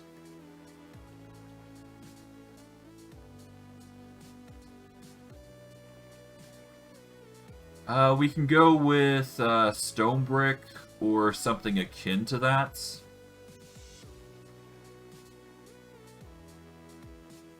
Actually, let's go with basalt here. We're going to get basalt bricks. We'll get a stack of basalt brick stairs. We're going to get 2 stacks of basalt bricks here. There we go. And we're going to use these as building materials, I'd say. Alright. So what we're going to do for this machine here is we are going to be making a... So we want it 5 tall here. Okay. 1, 2, 3, 4, 5. There we go. 1, 2, 3, 4, 5. Cool. 1, 2, 3, 4, 5. Okay. So we want it 5 tall there. We are going to use dark oak stairs here as a corner piece. And we're going to use basalt brick stairs as a bit of a platform for when we set things up.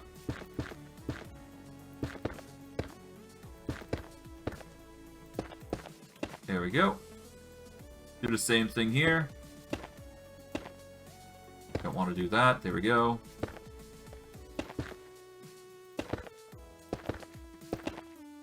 Okay.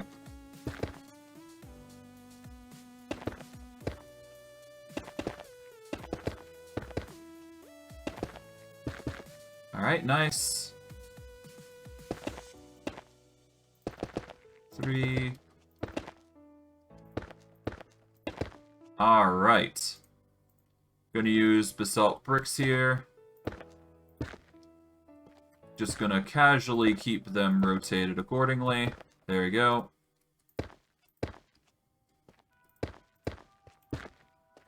Now we just set up the stairs as corner pieces. And honestly, yeah, no, all we gotta do is do basalt bricks here.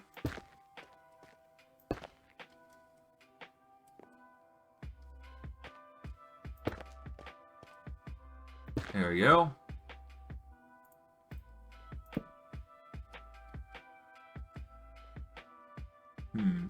I guess what we do here is... Oh no, we can't do that. Okay. But we can still do the stair antics here, couldn't we? Well, maybe not the stair antics, but... We can do a basalt brick here. There we go. Then we can do... like so. We will be able to see the wood inside. We'll just have to trim it up when we are done. But we can do some stair shenanigans here. There we go. That'll be fine, I guess. It's a weird sort of design that we got going here, but whatever. Actually, I could just do this, so it actually makes it a bit more uniform with the build, I guess. It's not completely good, but it will do perfect enough for us. There we go. I'll use more dark oak in this build, because it looks a bit nicer that way, I'd say. Okay, there we are. Now, we are still going to need to connect this in, but I think I can get away by putting a connector here. Or better yet, what I can do is I can set up a fence here, like so. So that way I can put a connector here. Then I can connect this to here. And this should connect in? I'm not sure. We'll have to see. Yep, it just barely works. Okay, perfect.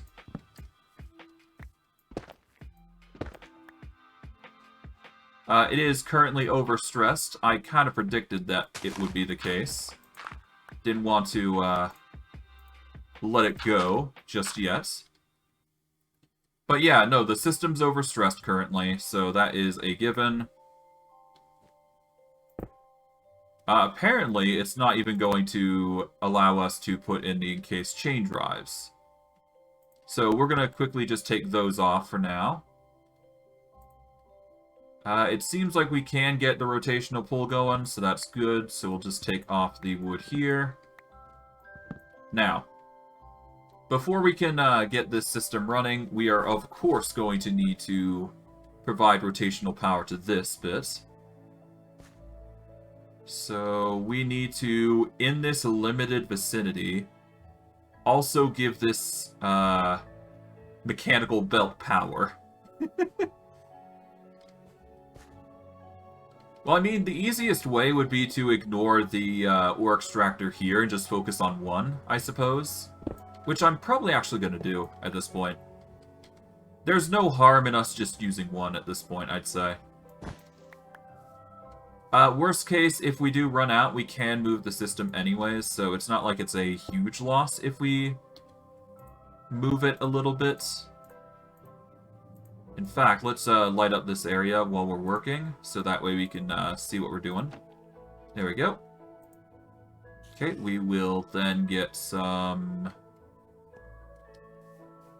Where is it? Here it is. Get a mechanical belt here. We want an exporter here. So I do believe we have one in here. Yep. We will use a brass funnel here. We'll have that just casually drop out anything it drops. Then we will have a chest funneling in at this point. So that is why we actually got the chest here. So that way we could place it there. Then we could get another brass funnel here. So that way we could funnel that in, I do believe. There we go. That'll bring it out. This will bring it in. We are still going to need to bring out the rotational pull here. So we're going to take that. We are going to put the bit there. Get the cable going over to here. There we go. Alright, now we just need the rotational pull to go here, so... So if we use an encased chain drive here, or multiple, in fact, we might be able to make this work.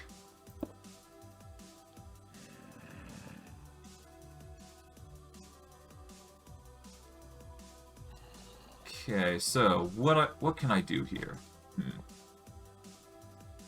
Well, obviously, if we take this out, get the wrench, what we can do is we can set this up. And if we are able to... Yeah, if we can get it to... Maybe not there, come on. There we go. Now, we do a rotational pull to face it up this way. Like so. That way we can actually get the rotational pull working alongside the ore extractor here. We will need to figure out how we're going to put in the drills. But that's a problem for future me. But alas, with this comparison, we are able to put these into place. And the rotational pull will do the rest, I guess.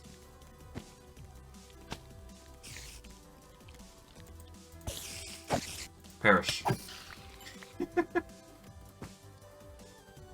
Nearly, though. Okay, but in all seriousness, power seems to be going quite well.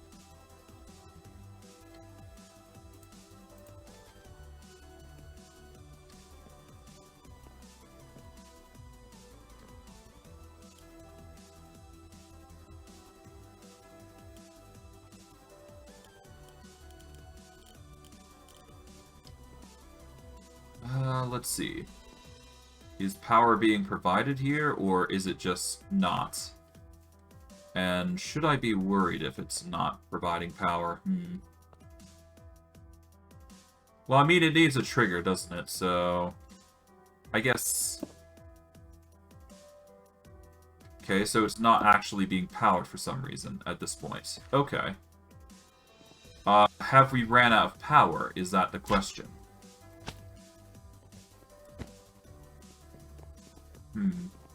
I guess we'll see. Oh, whoops. Alright, nope. Okay, let's see. 3.7. 3.6. Okay, so we're slowly starting to lose power, it seems. Alright, that's a little bit of concern, but not anything I'm too worried about. Yeah, no, honestly, if we just sleep it off, then we should be fine. But we are seriously going to need to figure out a battery system here. But anyways, that is besides the point. Got a battery here that's providing power to the controller. It's going to charge up power. Alright, this wire is going to here, which is bringing it over to here quite easily.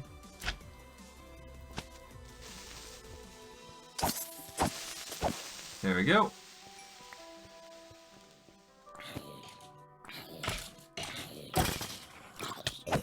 Okay, there we go. Again, quite a bit of stuff, but no big deal. Alright.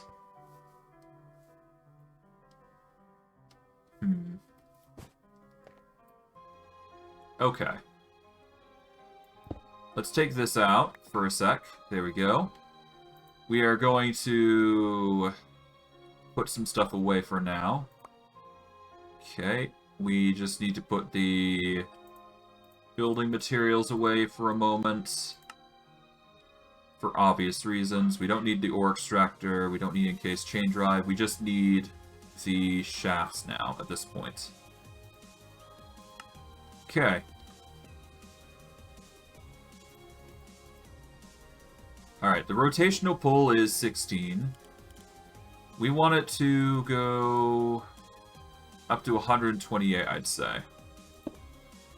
Alright, with that then, we use the gold spool here. Alright, it's rotating at its highest degree here. And it's going in the right direction. Perfect. That just means we need to introduce a shaft. It is overstressed now. But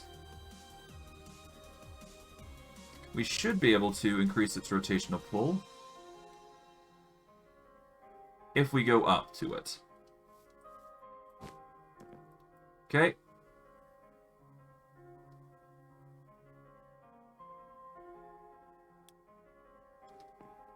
Okay, that's not enough.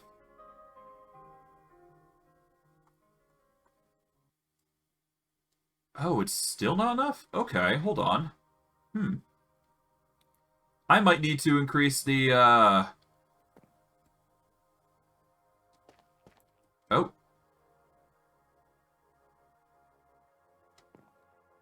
Yeah, no, it's still not doing it. Okay.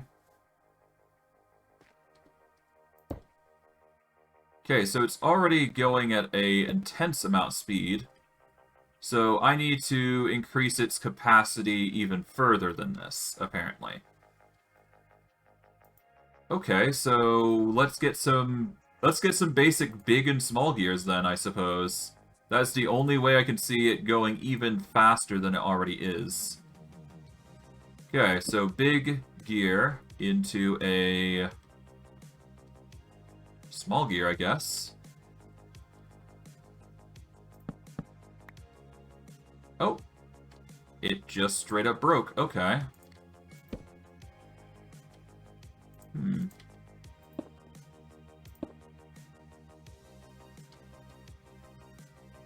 Alright, let's break this then. Okay, it's still... It's still not working? Holy... What? Is the ore extractor just not working in general? Surely it would. Just in general, the power's not enough. Huh. Okay. Would I need to send a power through here?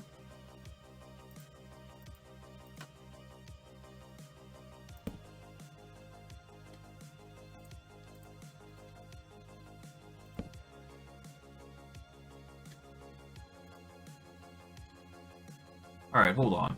Maybe I just need to... Do I need to bring it through the side? Is that the problem? Surely not. No. Okay, so it is fundamentally just not working then. Is it too much power? Surely not. Like, it works for like a split second.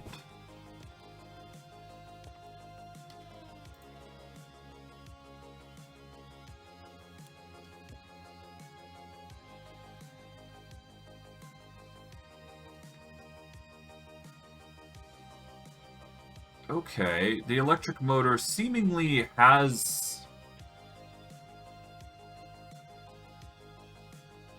Oh, wait, hold on.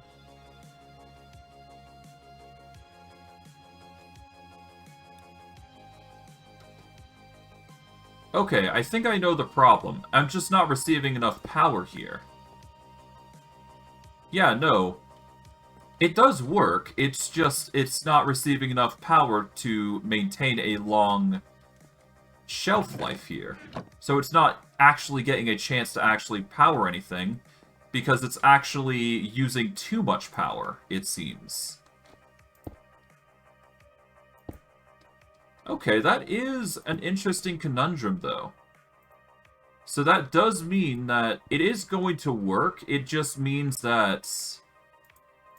Unless I'm able to figure out a solution to our power problem here, because it's clearly not getting enough power, we won't be able to provide enough supply to actually keep this powered for long term. Which kinda sucks? But it's not that big a deal that I have to worry too much about it, but it's still something I need to worry about, because without this machine itself, I won't be able to provide myself with the necessary components required for the mechanism. So, the best thing I can do is, honestly... Do I need 2 connectors here? I mean, I could connect connectors onto the side, after all. Let's try it. Maybe I just need more connectors in.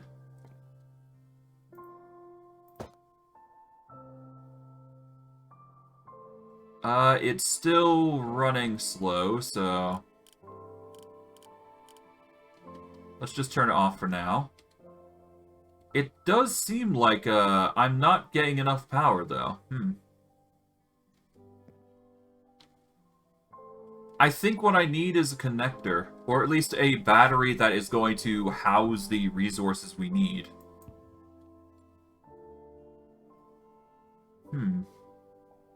Alright, here's what I'm going to do. I'm going to cut this off here. And we're going to set something up. I'm going to take these off for now, for the design of this.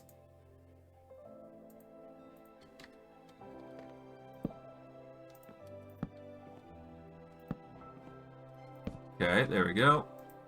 We're going to take a bit of salt bricks here. We need a few more here. There we go.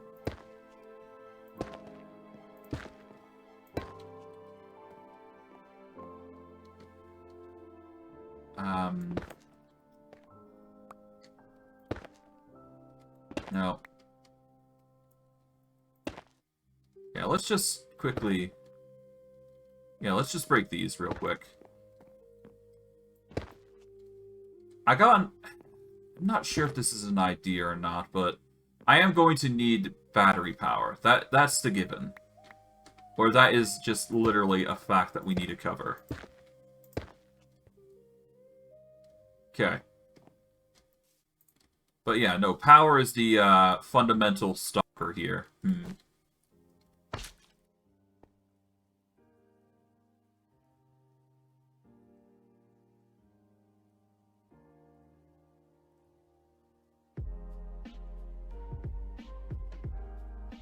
The only other way I can think of is literally just making, or taking even some solar panels and connecting it up to the system, and just having it wired in to provide FE power. Because at that point, it's just going to work off a system of power, isn't it? So let's actually make some solar panels here, I think. That might be for the best. Alright. We're gonna go up.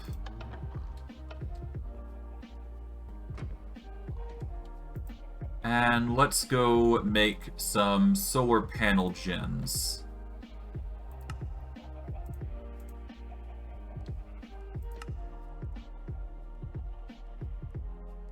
Okay, thankfully we got a ton of glass, but we're just gonna need to make these solar panels here, so we'll put these away. Only able to make 41, which is fine, I suppose. We'll make tier 2s. We got 5, so that'll do for power, I suppose. At least that's how I'm probably gonna reliably work on it. We're gonna use tier 2s as a means to provide power. And I want to use these as a form of battery that we will use to store power in addition to everything else that we've been doing with this. So what we do here is we get the solar panels here, working on the corners here, like so. I guess technically we could just circle around with solar panels. That would work better here. Yeah, there we go.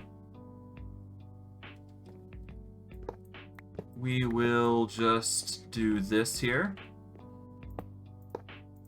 There we go.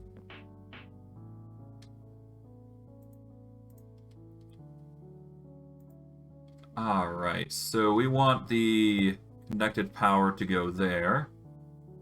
And we want the power to go into here. So all we gotta do now is wire it up. I did not actually turn the wire back into its original form, so all we gotta do is go back, do this, get the empty spool, done. Alright, 4 gold spool, perfect. Now we just rush back over, so that way we can set things up. Okay. Cool. Alright. So we put this through here. That is actually draining power, apparently. So that's not exactly what I was hoping for.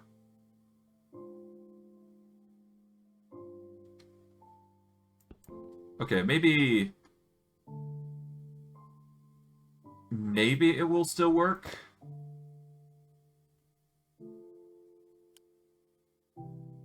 Okay, rotational power is going, though. Let's get a wrench here to just start slowly increasing the pace.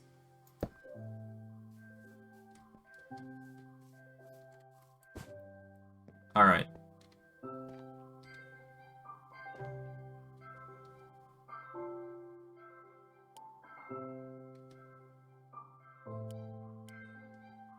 Okay, still going.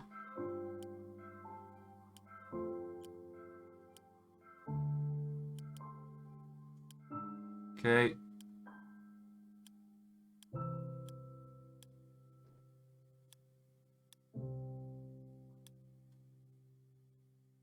Okay, this is as fast as we can make it go.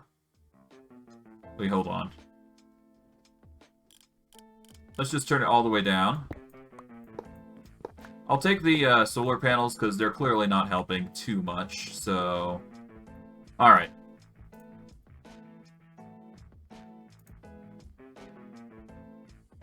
Okay, I guess we will start with the... Yeah, let's start with the connectors and we'll go from there. Okay. Put these there, put this there, put this there.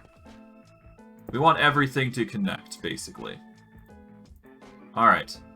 First, connect to this side. There we go. Then connect to this side. Alright. Now.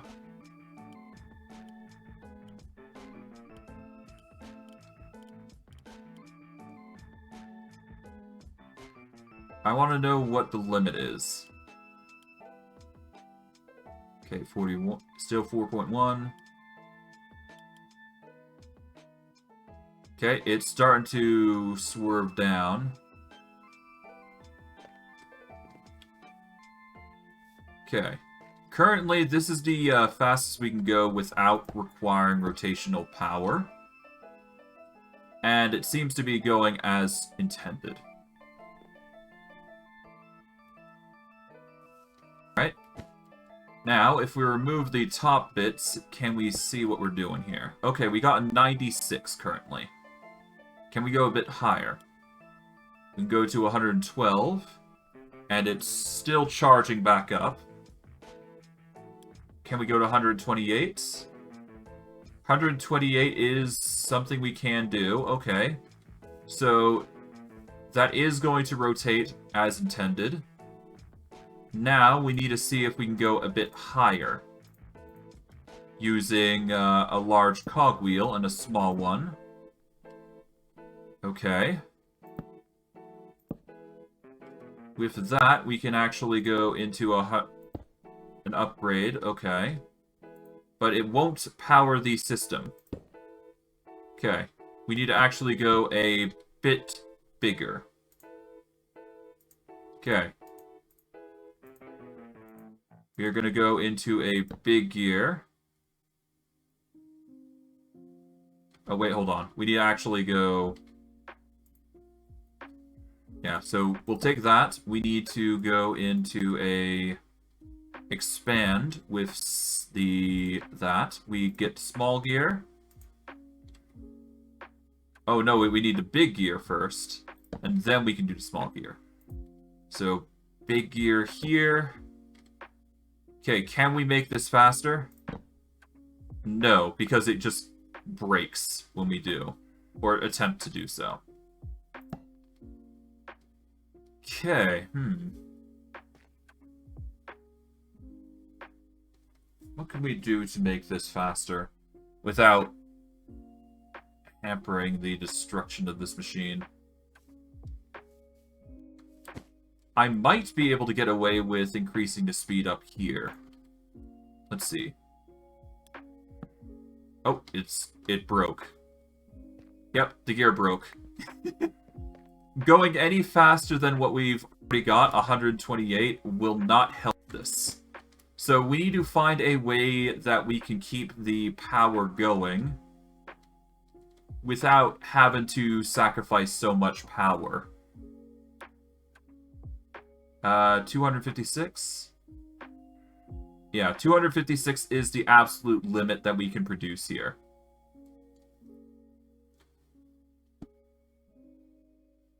And then it just stops, because the power caves. Okay, so the electric motor is not a viable way of actually producing the sort of power we're looking for, actually. Which kind of sucks. That does mean our efforts here were somewhat useless to a degree. But it doesn't mean that we've stopped... Well, it doesn't mean that all is too bad, I should say. It just means that this method with the electric motor that I wanted to try is not the viable solution that we're looking for. It just means that we've got to find an alternate method. However, that does mean that we do need to figure out another method, which I think we can still make out with the electric motor. We're going to need to set up a bit of a system that we sort of did in here. And we'll have to see if we can get the rotational pull on this to work. But I have no idea if it will, so we're just sort of winging it at this point, so... At the very least, we do need the rotational pull for this, so... That is going to be a given, and what we're going to strive for, at least. Okay.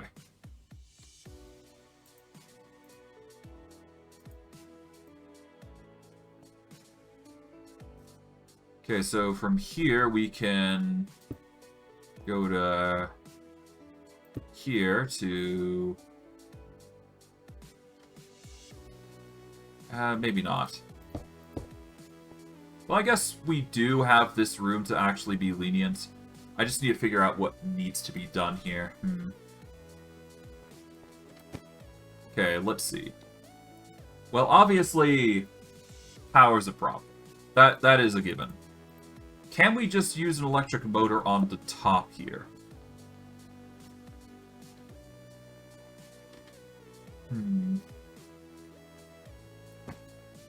No, probably not, right? How much rotational power is needed to power one of these ore extractors?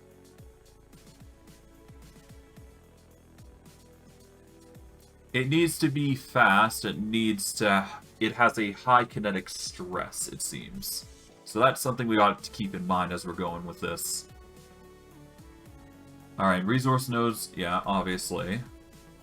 Ore extractors can be used to extract the resource nodes. However, they require high speed and stress capacity.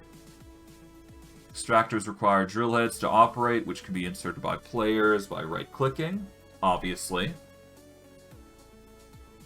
Alright. Deployers can be used to insert drill heads into ore extractors, which we already know. It's just a question of how much power is required. Funnels, hoppers, and chutes can also be used, yeah, obviously. Funnels and fan chutes can extract the ore outputs, which is what we intend to do. We just need to figure out what sort of power we need for this, because that's the only limiting factor here, isn't it? Okay.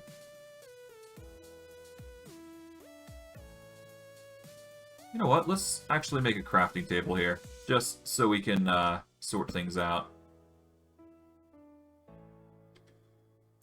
Do I need like a direct line to it using a set of connectors here? I highly doubt it, because the RPM is not going to support it. There's only one other way I can think that this RPM is going to work, and that is going to require a...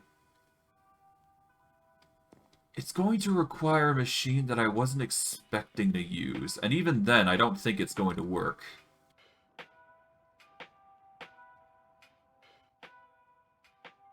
We need to make a rotation speed controller, I think. Because that is going to provide a certain amount of capacity for us to work.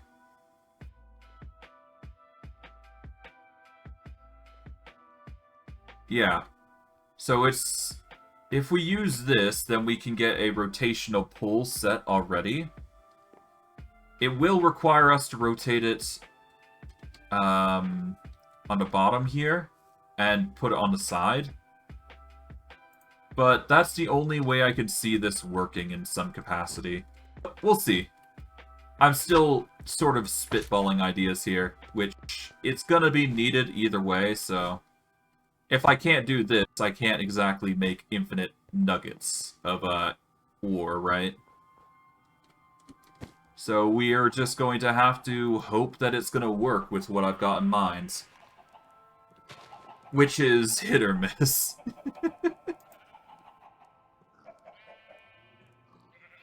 Alright. Well, with that out of the way then, we're just going to set up the precision mechanism. So we need to get our hands on a gold plate. Pretty easy stuff to get, if you think about it. We're going to go down. We're going to start making this precision mechanism. Once we get the plate, that is. There we go.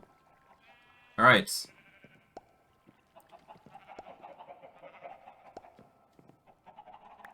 Okay, that's one set. Two set.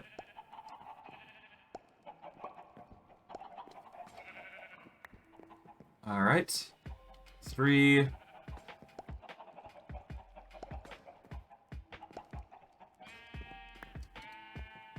Alright. Four.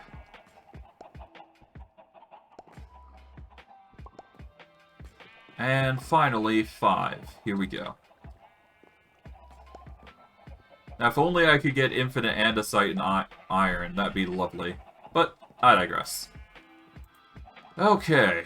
We are going to need the brass case, which, honestly, not too hard to get. Just do that. There we go. Boom.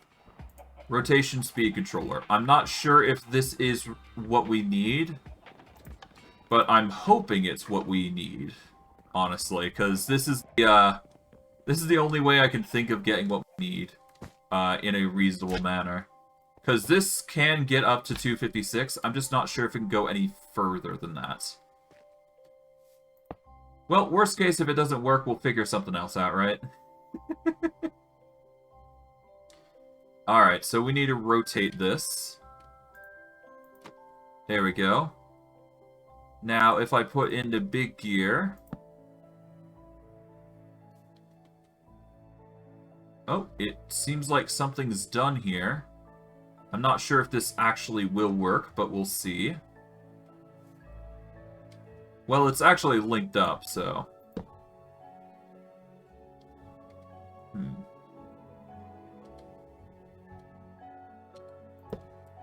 I need to check something, hold on. Okay, so if I take out the usual system here, the rotational speed controller, and I put a normal gear in, it will lock into place. Okay. So that does work. Can you use a small gear? If you can use a small gear, that would be immensely helpful.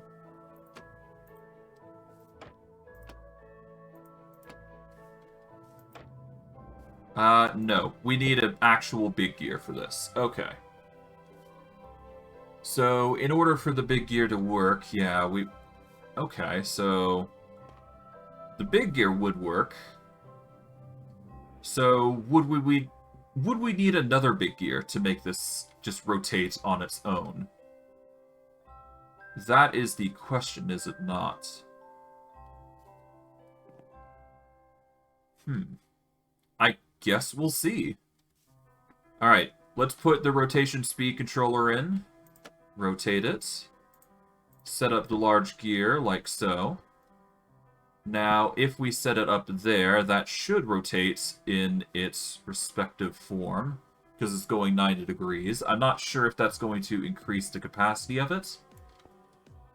But we're sort of just running on loose straws here at this point.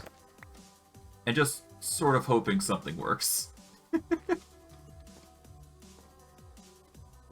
Alright. But with that in mind, all we got to do is set up a small cog here, which will connect up to the network here, which is going to rotate things up. So all we got to do is just get that rotating. We can then do a...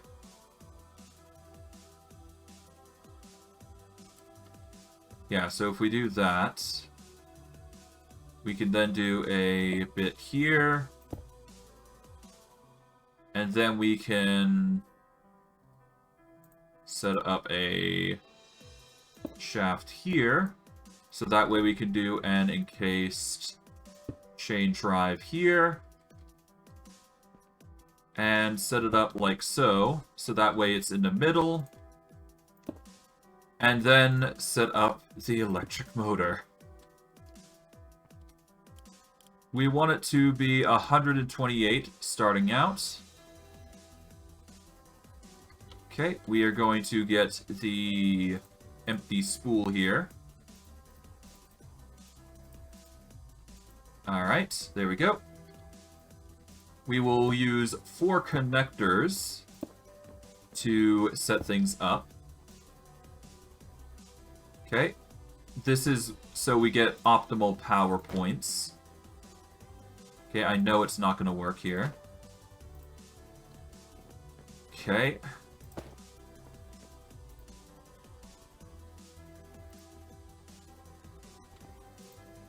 Wire node is full. Okay, that's fine. We will just use a...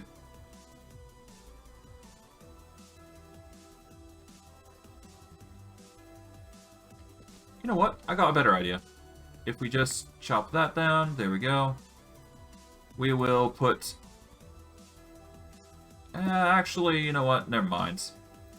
We'll just do 3 here and be done with it. And then we can just do this. And then we can get a final gold spool. And we'll just connect this one to this one. There we go. Okay, so it's currently at 128 power. Okay. Now.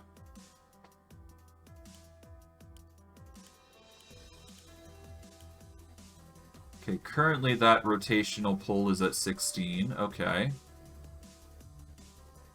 It is currently overstressed right now, so we're going to take this gear off. Okay. Should be fine now. Alright, can we increase the rotation of this?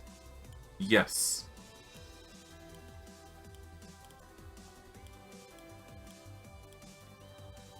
$128.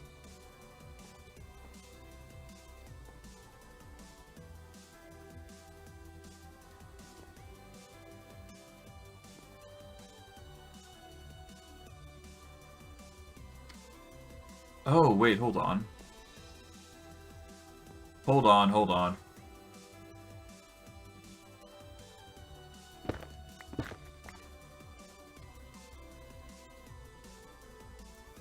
Ah, I see. Okay, so... No, we don't want... Okay, so we don't want that. Okay, so what we do here, then... Okay, so... That's not how it works. Right. So if we take that out, we need to... We need to make sure the rotational pull is still here, right? We need to make sure the cogwheel's here, so that way we can actually connect it to here, obviously. We need to provide rotational power coming into here or here.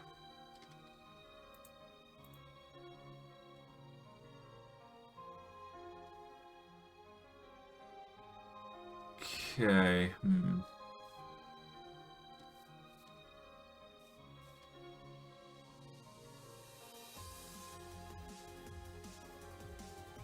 How are we going to do this? Obviously, we're probably going to need to use chain drives to make this happen, I think. Which is fine. It's just a bit awkward here. Alright, so let's see. How are we going to do this?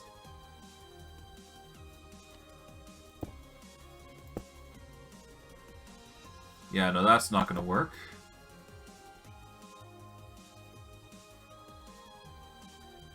Wait, hold on. I know. Oh, but then we won't be able to actually activate that, right. So that would... Yeah, so we can't do it there. Oh, we accidentally broke something there. That's fine. Alright. I guess we broke that. Okay, so we got that. We then can rotate it to here. There. And then we can do this.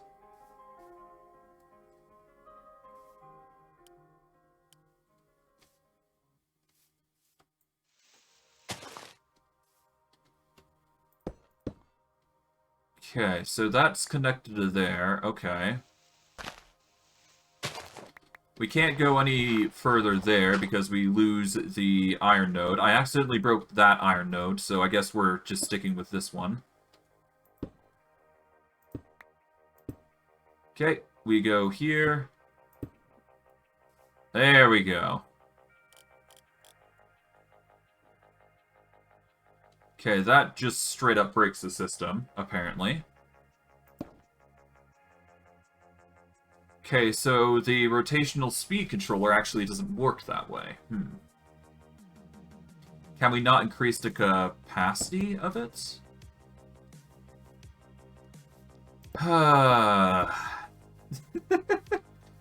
And here I was thinking I'd be able to make the infinite nuggets today, but I don't think we'll be able to, just because of this stupid machine. Yeah, so...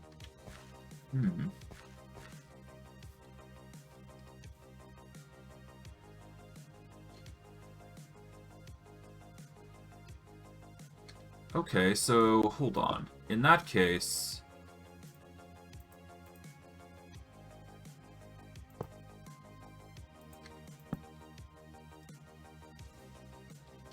Alright, hold on. Let's use a gear here. There we go.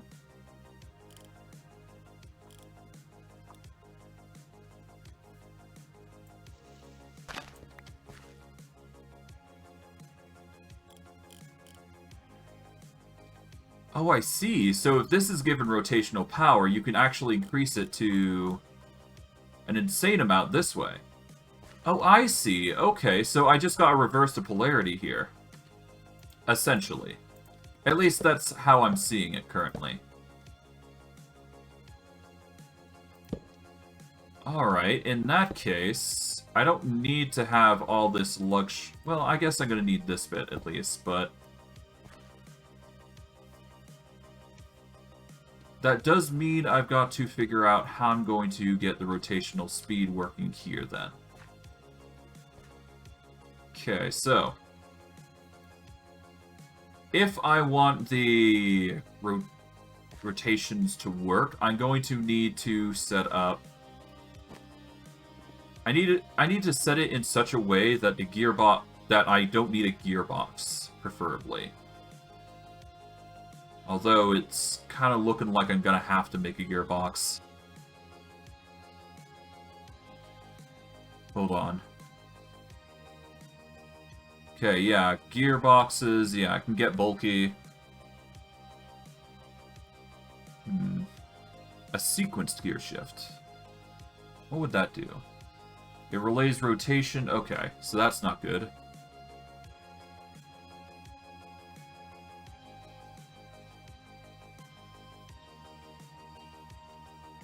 A flywheel.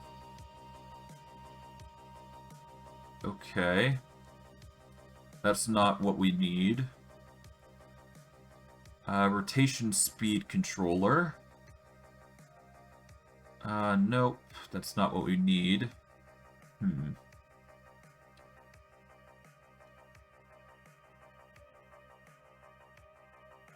Okay, adjustable crate holds 16 items. We don't need that. Don't need a creative crate. We don't need Nixie tube. We need something involving gears. I know that for a fact. That is going to remain the same no matter what we do.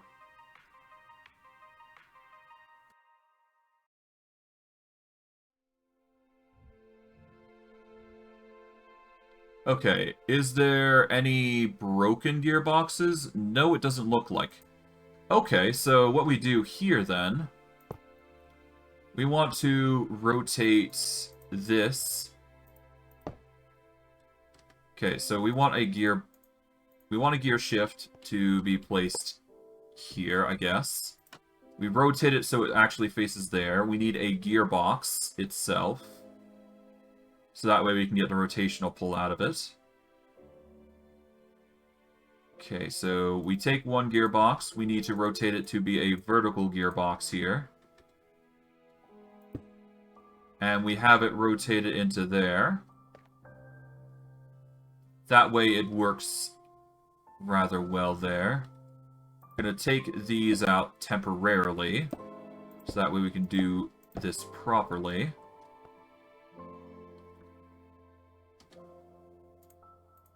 Okay. Line it up.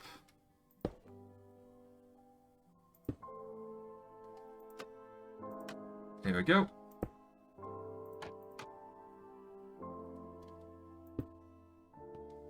And there. There we go. That'll get the rotational...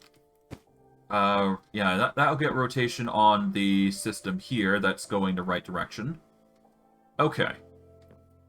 Now, all we've got to do is get the rotational pull here onto...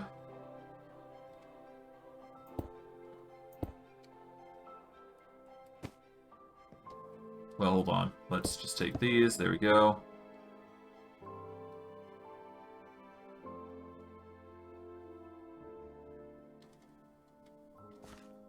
Okay, if we go here then.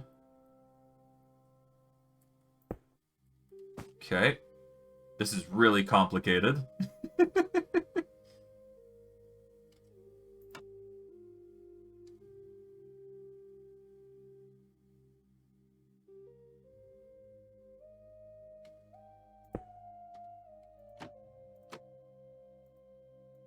Man, this is so complex, jeez. Alright.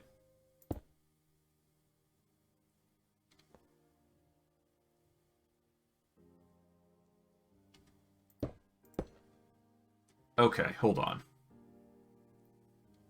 Right, so we need rotational power coming into here, right? So we need a big gear here, obviously. Okay. The gearbox is always going to rotate on its own, so we don't need to worry about that. Because of this rotational pull here. Okay. Alright. So it's going to rotate on its own. I know that much. Now, what can I do to make this easier to handle? That's the question. Well, obviously, I'm going to need to get rotational pull here, which is going to require this. Or, better yet, just finding a way to... Well, actually, if I do that, that would actually do it, wouldn't it? Okay, the electric motor's not getting any power for some reason. I assume because we're not providing enough power to it, but kind of weird, considering I've got so much... whatever. Yeah, no, let's go up here. Because I don't exactly want to use the elevator all the time. Yeah, we're going to make the easier stop here. Drop down. Get some rest. And then we'll have to figure out what we do here. Huh. Here I was thinking this is going to be an easy episode, but I guess not. Troubleshooting at its finest. Ah, well. Ow. Oh well. It happens, I suppose. I digress. Shouldn't be too hard to fix this up quite easily. Alright. Now it seems to be going. Okay, cool. It's not stopping because of this, which is going to require 128. Okay, it stops at 96.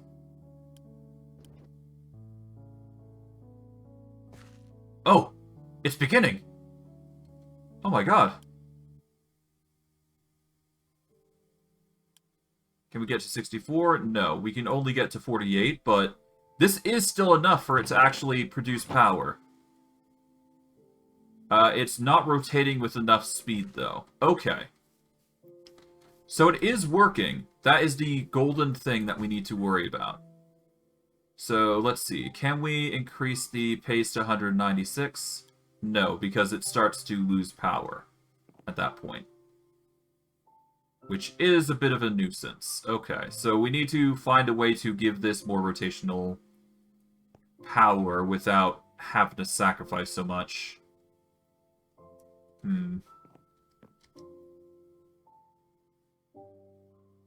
I could do another electric motor, but I don't think that's going to solve the problem. It's just going to make it 2 drains instead of 1.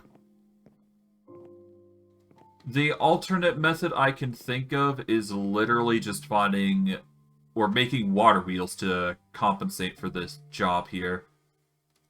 Which, I mean, could work. But I don't think that's going to solve the issue. Yeah, we need to actually find a way to provide it more power, so... I guess the only other way I can think of is literally just... I guess more water wheels in the system here? I mean, that's the best way, right? That, or I increase the capacity yield on this, the barn that I got here. Because I haven't actually filled this up yet. In fact, I haven't touched it since I last worked on it, I must admit, so... We could just build another row up, I guess. And start getting more rotational power into it, and then actually increase the power by introducing yet another rotational pulley. Because I had planned on increasing the power output to increase it just even more. You know what? Let's do it. Hold on. We might as well, right? Okay, so... we need to go... Nope, not up. Down. Come on, down we go. All the way to the bottom. Okay, we need to get some gold.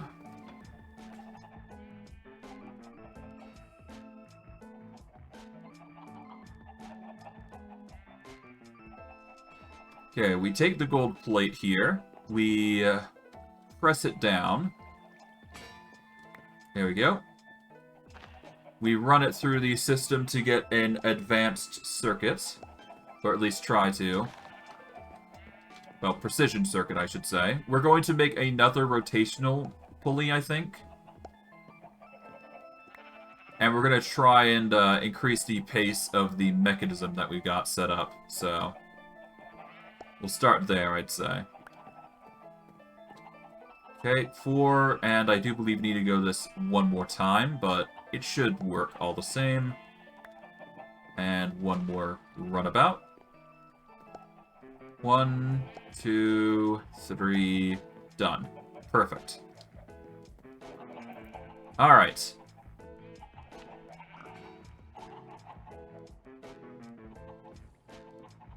With this, we can make yet another brass case. Well, not brass case, but you know what I mean. We can make another rotation speed controller. So we're going to make that for obvious reasons. Gonna go up.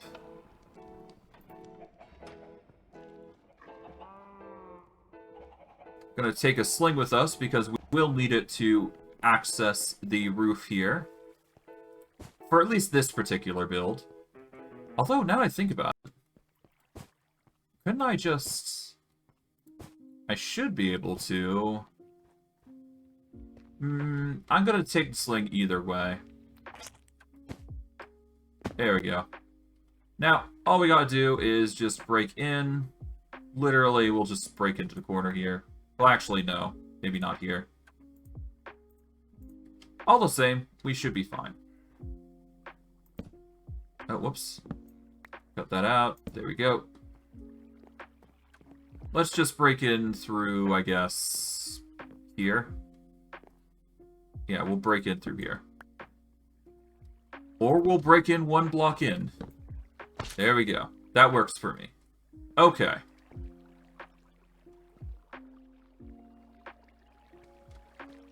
So as you can see, this is working at 256 currently. Oh, well, that's not what I wanted to do, but okay, game. Right, I keep forgetting there's potholes that we have to worry about when we're building in there, isn't that right? But it's fine. We should be able to make it work all the same. Just a quick bounce. There we go. Okay, we go down in here. Alright. So we do have rotational pull here. That is a given. But we are still going to need to find a way to provide even more power. So let's put the building materials away temporarily as we get things ready. Alright, first and foremost, let's address the in-case chain drive situation. I'm going to take that off for a moment anyways. Take these off.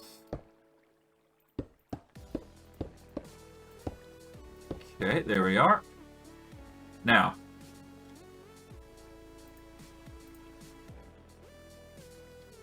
we are going to set up a gear here. Well, actually, hold on. We want to move this actually one forward here. So we're going to set the gear there. And then we're going to use a gear here. That way we can provide a rotational pull here somewhere. Well, once we do this properly, that is. So we get the rotational speed pulley, we put it on the bottom here, there we go. That anchors that.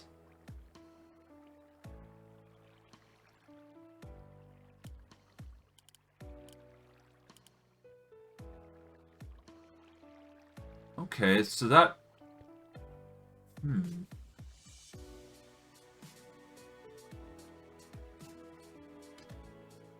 I don't know how these rotation speed controllers work, but I know that at the very least it's gonna do something.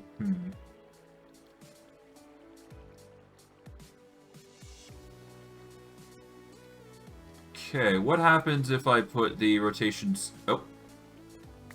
What happens if I put the rotation speed controller here? Okay, so it's already at 256 pace. So if we do a large cogwheel on top of that, it just moves at its normal pace. Okay, so this just controls the speed. It doesn't actually amp it up even further than it already is. Okay. That's my mistake, but hey, that's fine. We can easily just make up for it by doing this, this, this, and just setting up a shaft going along here. There we go.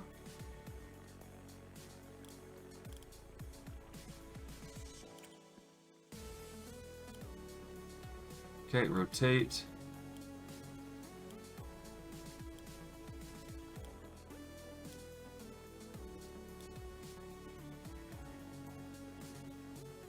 Okay, 254, okay. So it is providing a lot... Well, hold on, is it? I don't even know if it's providing a lot of power. It doesn't show it's providing power. I assume it is, though. Okay.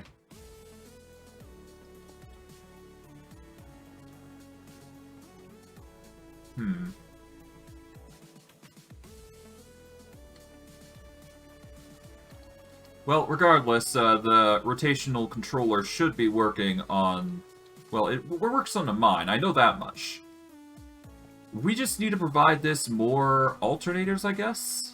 And that should help it. I'm not 100% certain, but at the very least we can increase the output to 3 alternators, I think. If we set up 3 alternators ahead of time. Okay.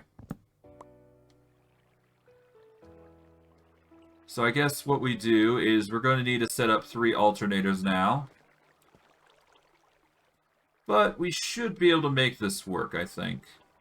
Alright. Let's go make 3 alternators, which is going to provide power for this crazy machine. And we'll see if that helps any. Probably won't, but hey, it never hurts to try, right?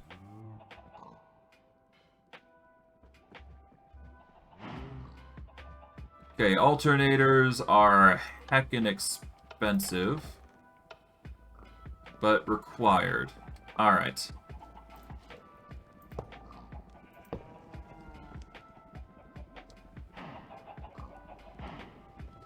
Okay, let us get the crafters here. Here we go. We need a 4x5, so it is already basically 5. So we need this to be... Oh, whoops. Okay, put that in our offhand. Come on. Seriously, there we go. Alright.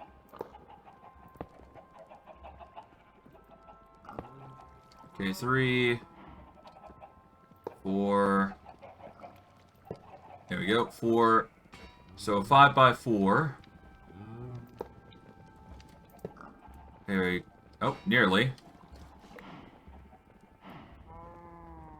There we go. And then we need one in the middle, I do believe. Yep.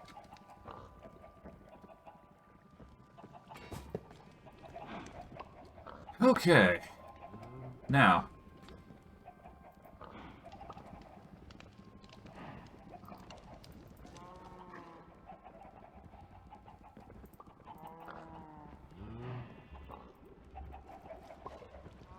Okay, we go down. Down. Right, okay. So down, down, down. Okay, everything goes down into the bottom here. This goes to the rights and left, these go in, and this goes in. Okay, perfect. Alright, now we need a set of copper spools, so we're going to need quite a bit there.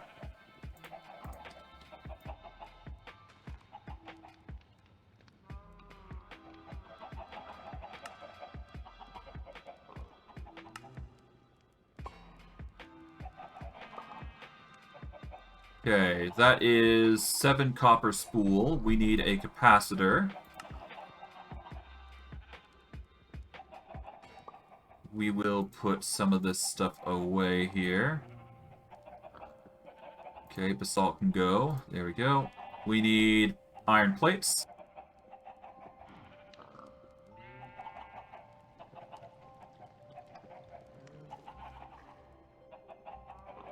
Okay, we need 16 iron plates. We're gonna make 2 capacitors here. Okay, we're gonna need more copper plates.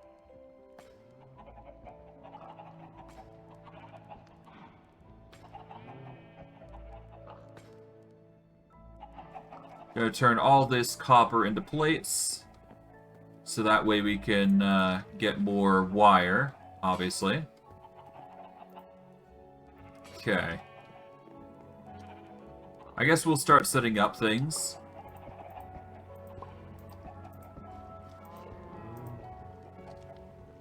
This is right, yeah? Yeah, it is. Okay. We need the capacitor in the middle here.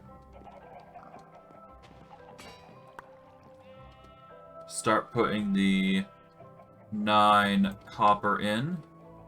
Or copper plates, if we can actually get it in. There we go. Toss the copper there. There we go.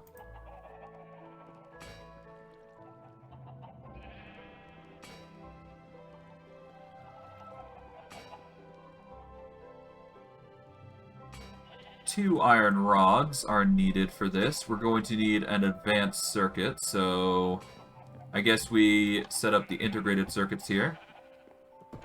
We need 2. There we go. Turn that off now. Do we have everything we need? Okay, we are missing some gold wire.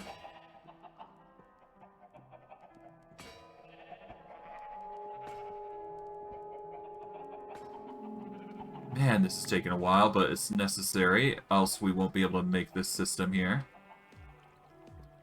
Alright, while this is pressing, set that going. Okay, we will get the gold working.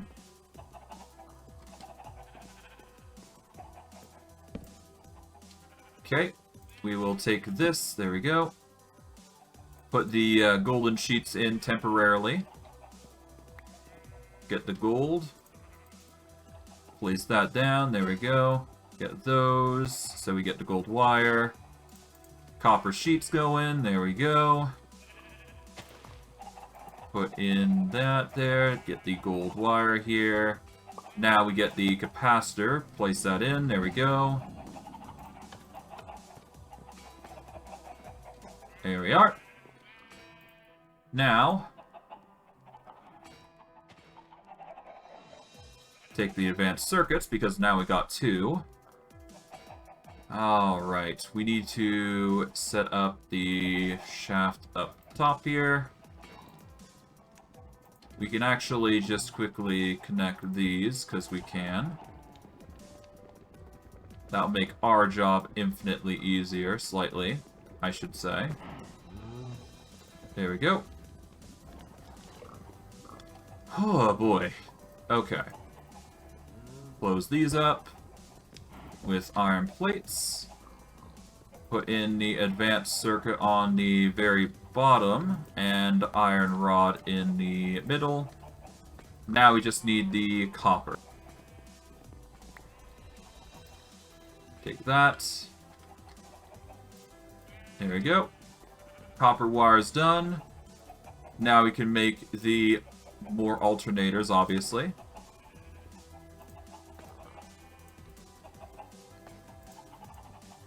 Okay. There we go, that's one. And while that's working, we can go about making some more of these. And we need 9.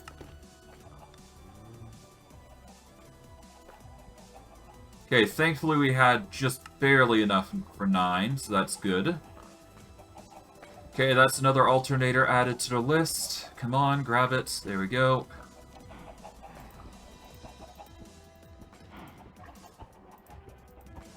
Okay, that's that. Advanced circuits. Iron sheets on the side. We get the shaft on the very tippy top. What else do we need? We need a few other things. We need the iron rod in the middle, and then we need the not the alternator, we need a capacitor. There we go. With this capacitor, we can make our second one, which will triple our power supply, I'm hoping. At least that is the intended target with this whole recipe that I'm doing here. Which is tedious but necessary. Not sure if that's fortunate or unfortunate, though. Oh well. The point is that we're able to get the alternators without too much hassle. And now, we can set up the alternators on top. We need gold wire, I think.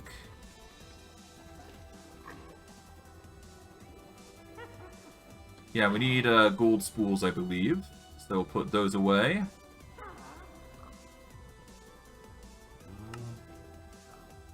We do not have it on us, so we're gonna actually go down, because I do believe we have some working here. There we go. Put those away. We need at least 2. I'm just gonna make a bunch, because you never know when you need gold spool. And do we have capacitors? We have 4 on us. So that does mean that we are good to go. Okay. Alright. This was tedious beyond compare, but required.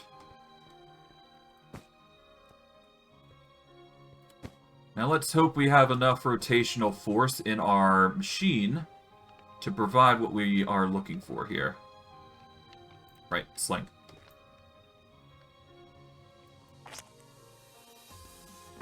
There we go. We will casually drop down here. Now we will set up the mechanism. Okay.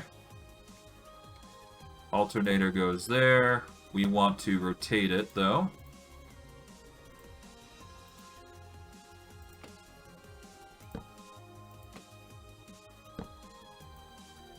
Okay, that's not going to work. Okay, so... I guess bring that there.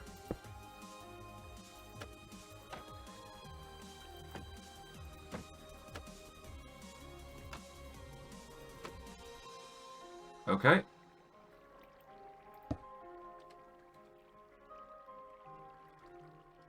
Okay, there we go. Nope. We just don't need to do it shifted. There we go. Then we do the same here. Oh, nearly. Just lower one lower there. There we go. Perfect. Now, all we gotta do is just get up to here. Gonna break through just carefully here. We need to set up the connectors on the side here. Like so. Alright. Got the connectors. We just need to now carefully, but gingerly, get our way over to the bits here.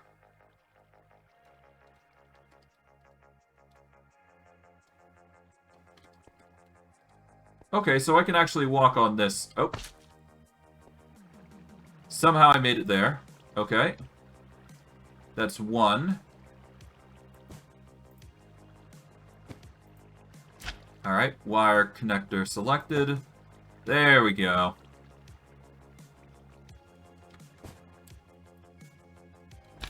Alright, they have been connected, which is the perfect news for us, I'd say. Now, all we gotta do is just get over there. There we go. And we just got connected over. All the things over. So, literally, all we do is we take a wrench here. We take the encased chain drive. And now it's overstressed. Okay,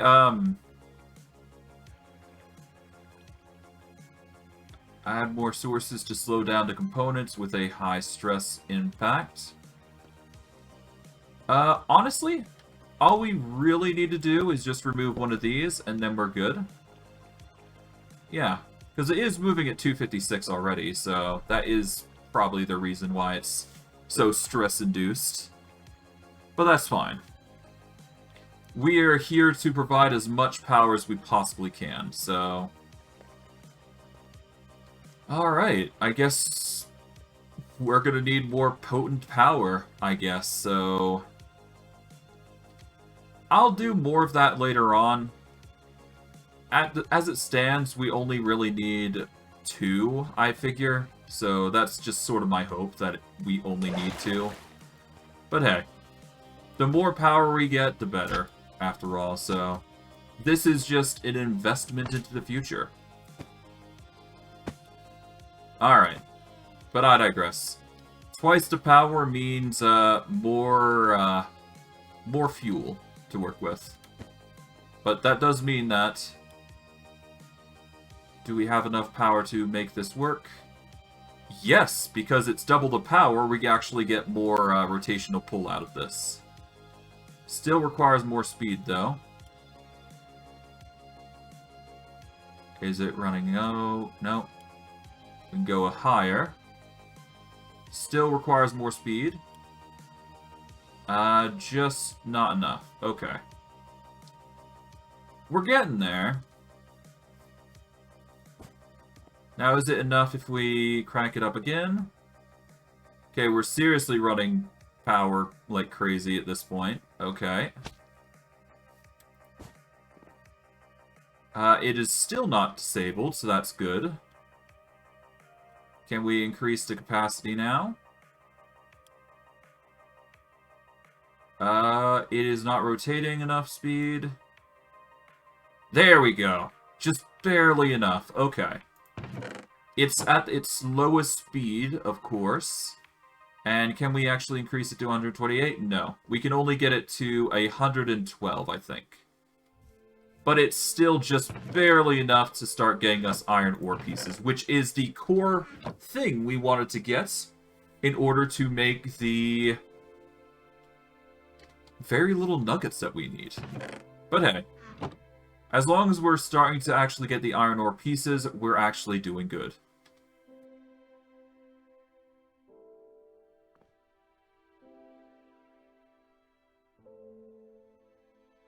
Now, drill damage taken 2. It takes 6 seconds at 128 RPM. So I think we are just barely at that capacity for RPM. Which thankfully is a good thing.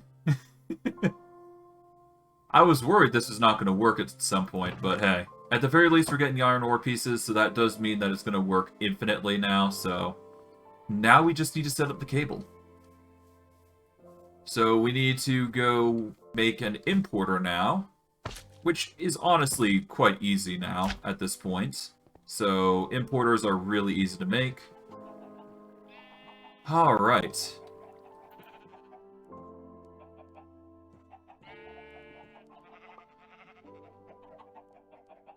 We need to make a destruction core, which requires an electron tube. Pretty self-explanatory.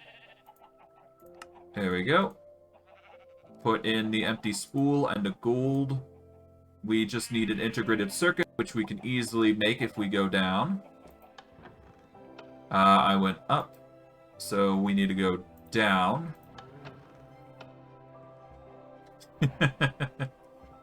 A tedious process, but one needed to be done nonetheless. Alright. One integrated circuit, please. There we go. We turn that off. That will make the integrated circuit for us.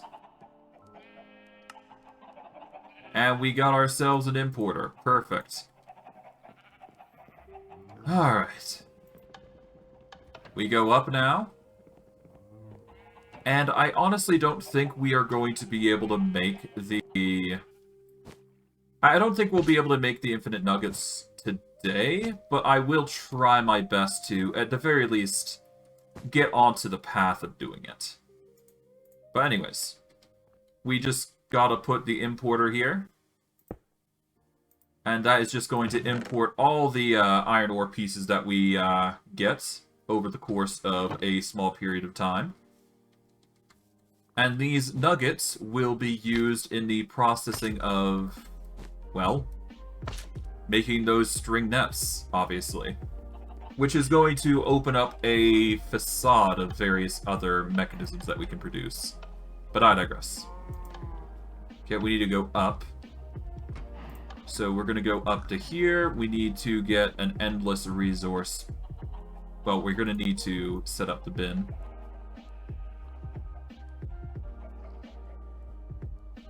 Okay, external storage. What we're going to do for external storage, we're going to be putting those little iron nuggets in on this side of the system.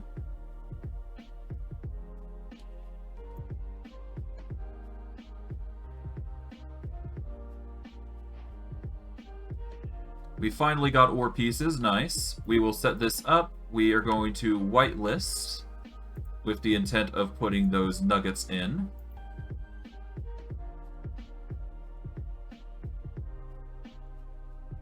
There we go. This is going to start putting iron ore pieces in there. We are not going to be processing these iron ore pieces into anything particularly, because we do need them to be producing string. Or at the very least, the required string to filter out gravel and all that other jazz. They are an expensive resource at the moment, so... yeah, it's gonna be a required resource, though. But yeah, no, the mechanism's going to require a lot, so we will need to auto-process everything in regards to this, which is going to take some time, I feel. Alright. So from here, what we've got to do is... Well, obviously we got some mechanisms that we can work with, but that's besides the point. Let's just put the mechanisms away for now, but I will be using them in a bit, most likely. As for the solar panels, I think I can get away by going up, I guess. Yeah, let's go up and place these solar panels down. I mean, we might as well, right? It's extra power. Alright. Done. Extra 5 blocks of power, I'd say. We should probably put in yet another... What is under there anyways? Hold on. Kind of curious. Nothing. Okay. Yeah, no, we should probably put in another accumulator, at the very least to store MFE. I'm not sure if it's going to help a lot, but it will certainly help provide power to the... It might even provide enough power to hold charge there, but just having resource is nice, but I digress. I'm just getting off topic at this point. As long as we're getting enough power, we should be fine, but we really should make an accumulator battery of some kind. And I might actually make it up there, honestly, if I can't really think of anything else. Yeah, I could make like a little box above the generator and then just make like a straight-up network. Okay, that could be interesting. Just set up the accumulators inside there and have it connected to a massive, well, not massive, but a substantial battery that will perpetually have a charge so long as we have wires connecting to it. It'd be a very tight network, but it would certainly provide a lot of power for us in the future. But I digress. I'm getting way off topic. Right, we've got the nuggets. That should be our focus right now. So, first and foremost, let's start by getting back our charge here, because obviously we need more.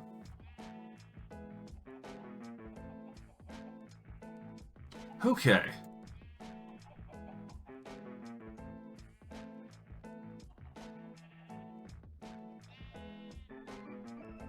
Okay, the goal for today, at the very minimum, I'd like to get a nugget of some kind. So, we are going to need to make pickers, which really simple if you look at it. It's a very simple recipe. But we are going to need to set up a deployer setup. It seems like a very simple mechanism, but we are going to need to deploy it somewhere, because this is going to require a bunch of... It's going to require a bunch of belts and a lot of self-sufficiency. So what we're going to do is we need to make a system that's going to make gravel automatically, which we can use a crusher combined... Well, just if we use a crusher, that would actually do us good, I think. If we are not confident there, we can use a miller, but the crusher is automatic, so kind of fits the theme of what we're trying to do here. Alright, so with the crusher, what we will do then is obviously... Yeah, so with the crusher, we can crush down the ores. And anything that isn't a certain ore that we can't process, we will filter another direction, I guess. I will need to ask the major question of whether only one is done or multiple are. Because it says only one gravel can be done. But can 64 be done in a single bound? That's another question we should answer. I think we can get away with a filter of 32, and that will break the picker every single time we transfer 32 gravel through. But I'm not confident that's going to be the right choice.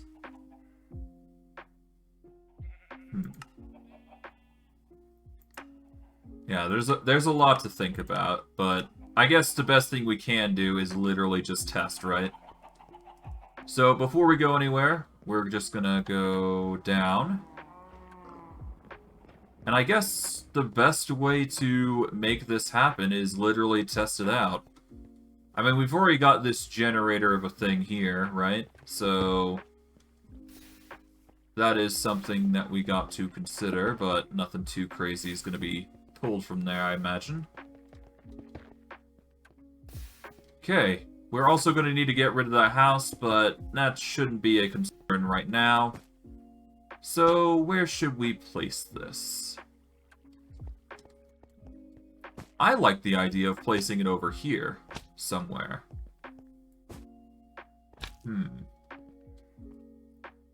It's tempting, but I don't think that's going to work for us. Okay. Well, if I can't make that work there, and we got farms already here, maybe I can go one further here? Yeah, if we build one further, it would actually work. Yeah, let's make it over here. This seems like the best spot here, so we're going to set up here, I think. Alright, so I know where I'm going to build now. Now we just need to set up the flooring of the build.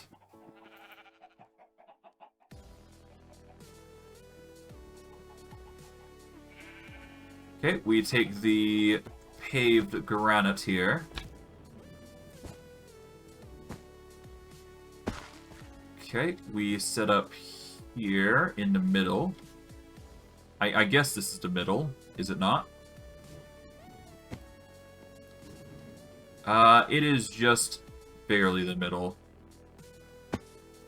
Is it? Hold on. Yeah, no, from this leaf, it actually is the middle. Okay. I'm actually quite happy with how this has been working so far, so I'm quite content for this working. I just hope it's, I think it's working. Yeah, no, it's constantly working. Okay, it just takes time to grow, that's all. Alright, but anyways. Back onto the build. So this is the middle. Right and left, there we go. Okay, as usual, 4 blocks out. 3, 4. And then we build in. Which I need to figure out what I'm going to be building with. Am I correct? Yeah, I need to figure out what I'm going to be building with. Well, we haven't done a dark oak design. Well, we've done dark oak for the majority of the builds, haven't we? But what should we build with today? What is in our inventories? Let's see. We got andesite, cobblestone, basalt. We've been using basalt a little bit as of late. Nothing too crazy amounts, though.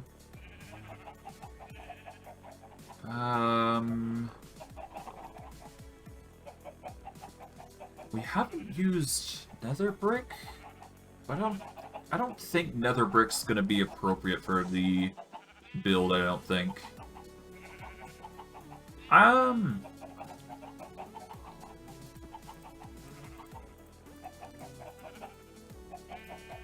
Let's start with the design of dark oak as the usual outline, because that's what we usually do, right? I'm very much a fan of the dark oak, so we'll start there. How about that? Okay. As for how big we want to build this, I have no idea, to be honest.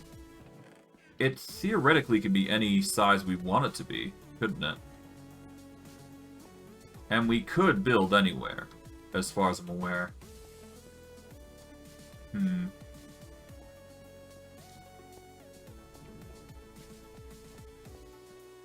Alright, how about this? Let's build to the let's build to a specification of the build here.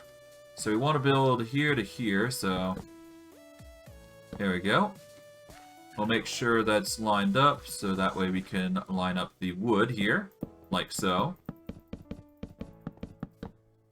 Okay, we will break this. There we go. Break this.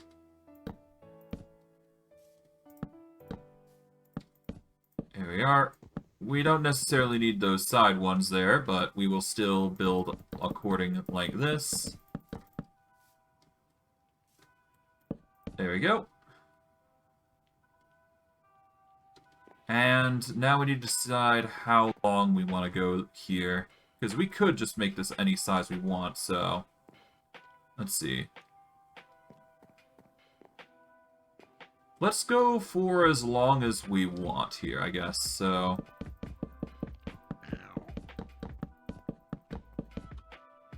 Okay, 20, 21, 22, 23, 24, 25.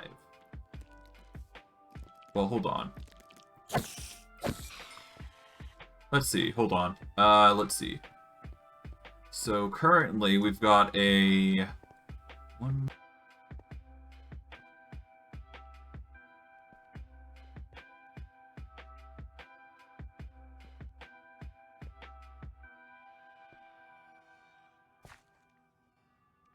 Okay, so we got a 31 by... Okay, so we got a 31 here, if we go by inner blocks here, or 33. So...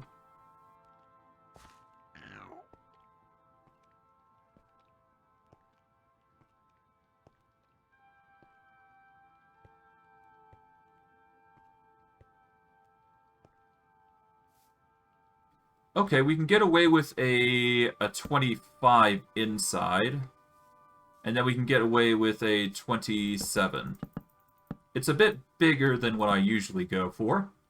Well, maybe not bigger, but a smaller in design, but it will be within the border. Apologies. It will be within the border of building that we usually go for. It is a bit excessive, I'm not gonna lie, but, I mean, it's not like we're gonna be building any drills here anytime soon. So yeah, we'll just take advantage of what we can here. Okay. But yeah, we're going to be making this the design that we're gonna go for, I guess.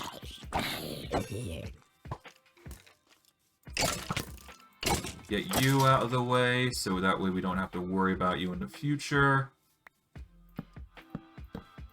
Okay. Shouldn't be too hard to deal with the majority here. Oh, do that, there we go.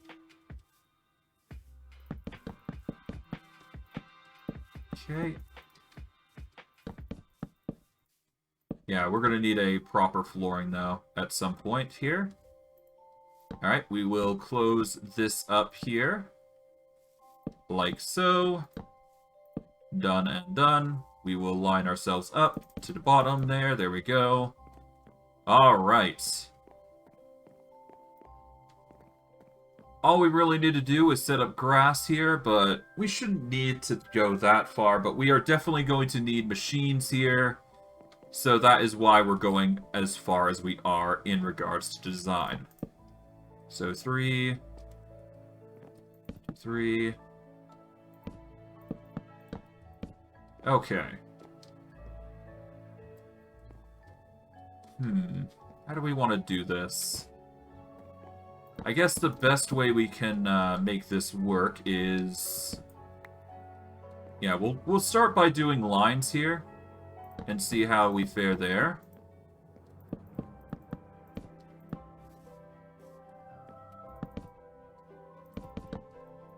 Yeah, we'll do this. There we go.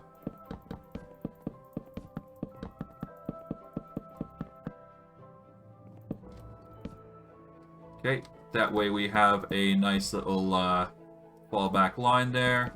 There we go. Now we keep going here.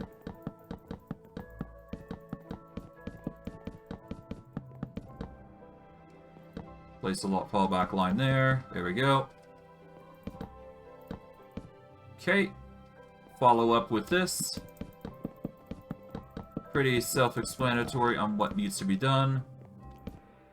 Alright. It is going to be a bit expansive, but that's just how it usually is, isn't it? Okay.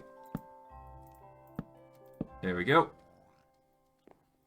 I really should give that frog a little bit of a home, shouldn't I? Ah, well. Alright, but yes, we've got the border here.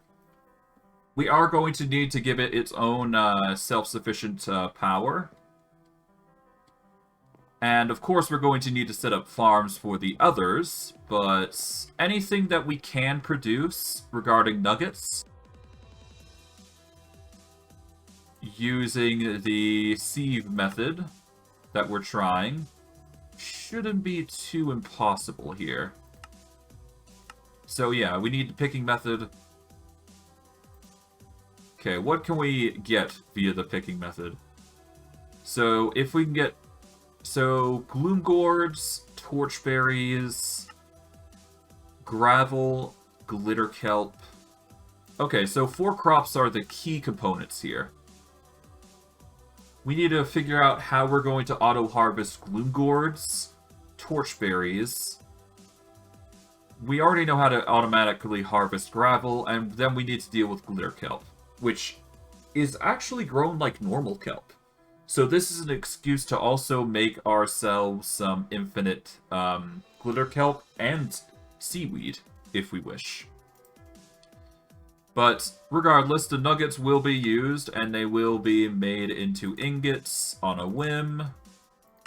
And they will automatically process into something useful, but I digress.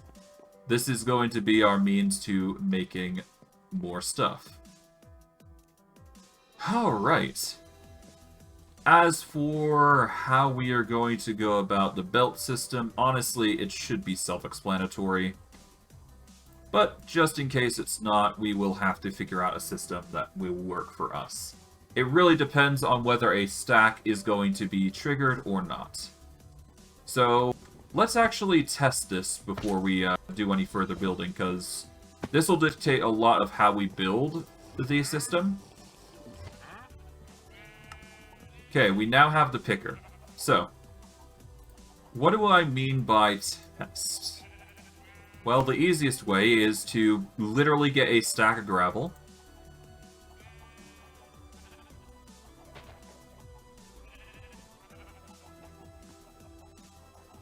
I'm just going to get 8 stacks of cobblestone, and then we'll just quickly go through here.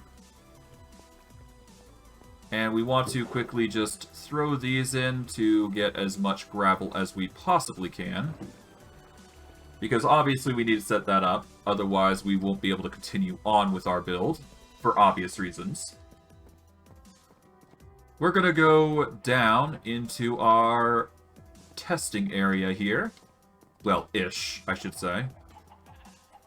Now, all we gotta do to test this theory on how the picker works is literally just this. Alright, so we need to get another belt here. So we get another mechanical belt, same rotational area, connected to here, as expected. We need to make another deployer here, because this will dictate how we do it. So, where is the deployers? There should be one in my inventory, I just can't see it. Because I'm being blind. Yep, here we go. It's because there's a double number there. But all we gotta do is get the deployer in the right position.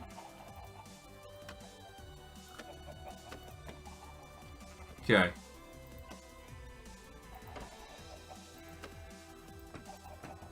There we go. Now, if we take this off, and we are able to get the... Well, we should be able to get the... Where are they? I know they're in this inventory somewhere. Here they are. We need to get 2 encased chain drives.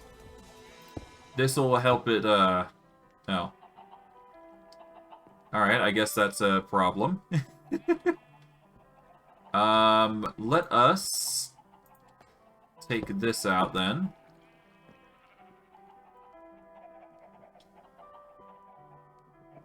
I mean, as long as we give it rotational power, that's all that matters, right?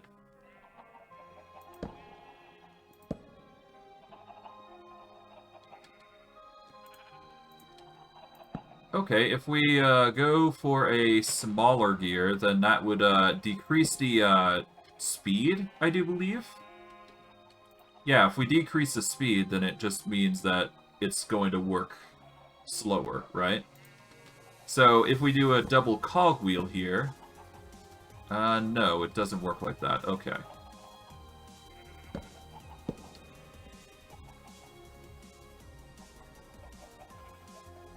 Oh, right, we have to go... Okay, so I need to do a big cogwheel into a small cogwheel into a big one. Then it gets slower. Okay, so we'll do a big cogwheel. No, we need to go into a small... We need to do first a small cogwheel. So we do a small cogwheel here. We go into a big cogwheel. That'll slow it down. Then we do a big cogwheel to get the rotation there. That slows it down significantly. But it will allow us to set up rotations here. And rotations to here.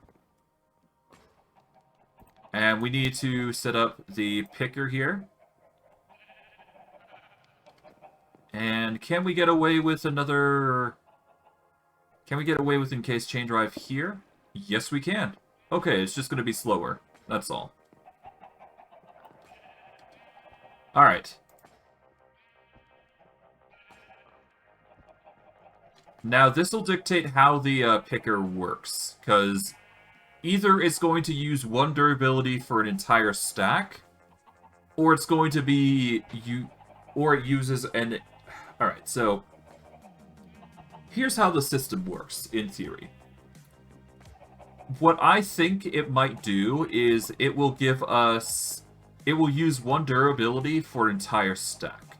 That is the hope. The worst outcome is it just picks 1 of the gravel out of the stack, and it just filters along. Alternatively, it sends out 1 gravel at a time, picks out the gravel, then sends the ingot on its way if it gets lucky. Or, it uses up all its durability to fulfill half a stack. Regardless, we're going to have to test it, so let's see. Okay, it uses the whole stack, but it only... Yep, as I had feared, it's only going to go through a single... It's going to go only through a single piece of gravel every single time. Oh god, that's excruciating. But that does give me the answer on how it's going to work, though. So it's not that bad. It just means that we just need to compensate by throwing up a bigger system here.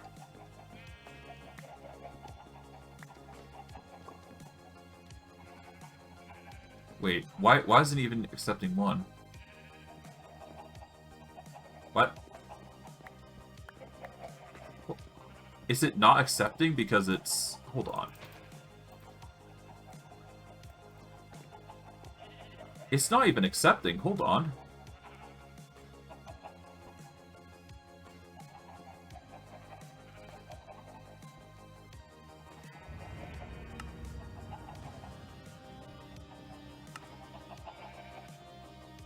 Does it require a full stack every single time? Surely not. That would be horrible. No, it's just being stupid.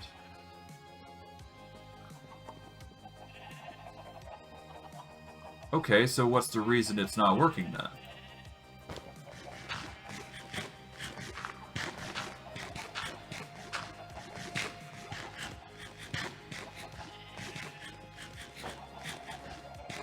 Yeah, no, it takes a while, but it does get you... Well, it's a 20% chance. Well, 12% chance for gravel, I should say. But yeah, no, that's just how the picker works, it seems.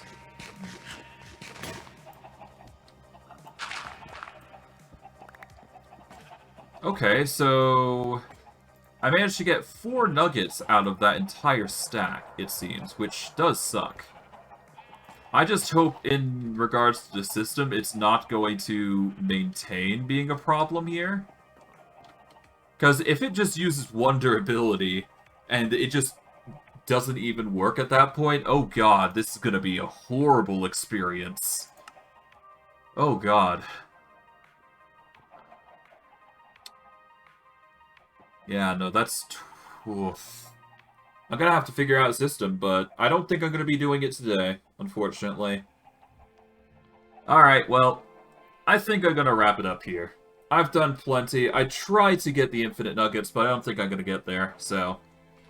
At the very least, we managed to get the pickers, and we managed to get infinite string, so... We're not completely out of the water.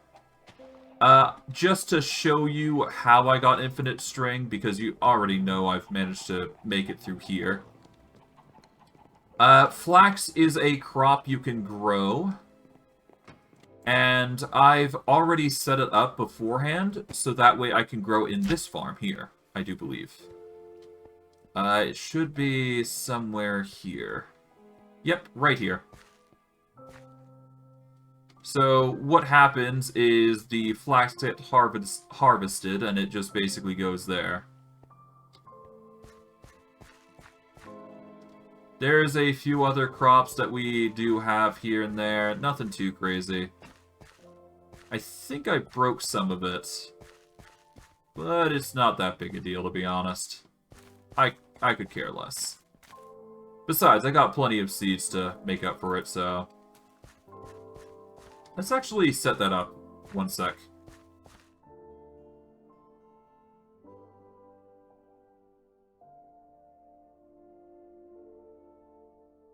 Okay, we got the normal and the unique, so we've got the simple farming ones.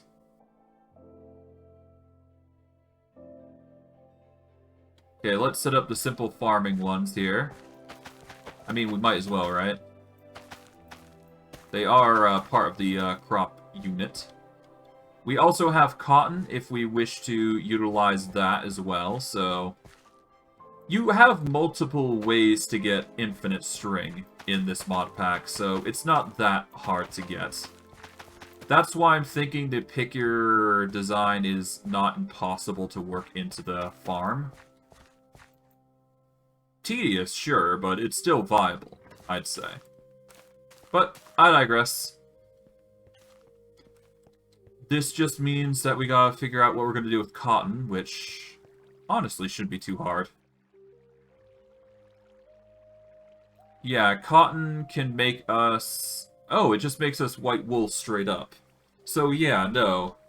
I can make infinite white wool in addition to that. So there is things that we can make with these crops, so... I digress. As it stands right now...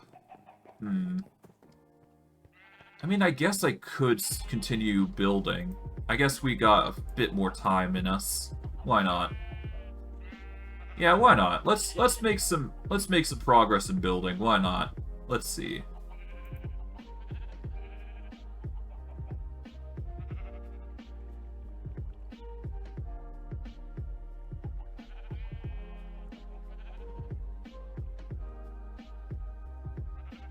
Let's see, what sort of logs we got? We got oak logs, which would be interesting. But I don't think we need to go that far with our designs.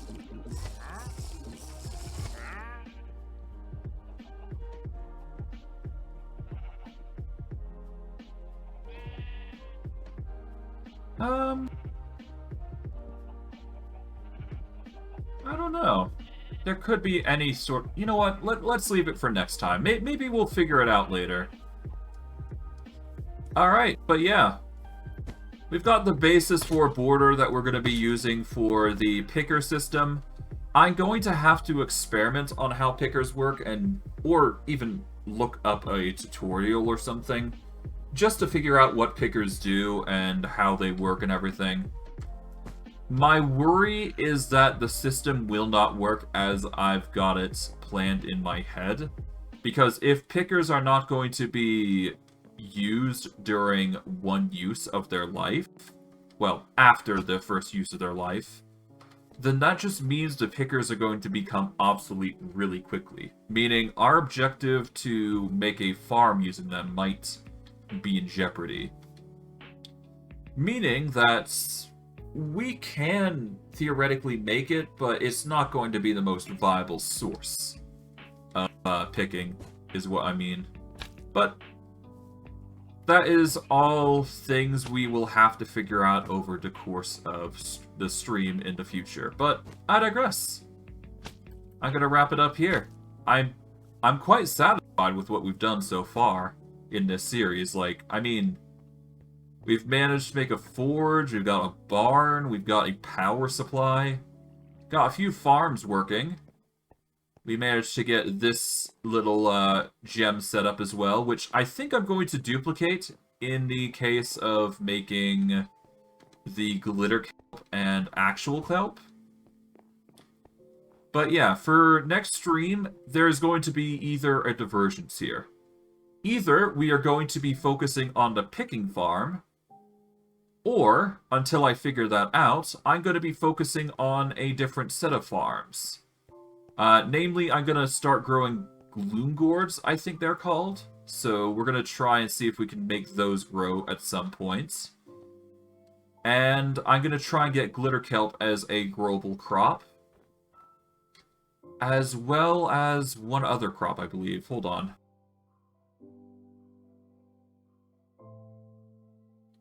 What was it? It was... I've forgotten.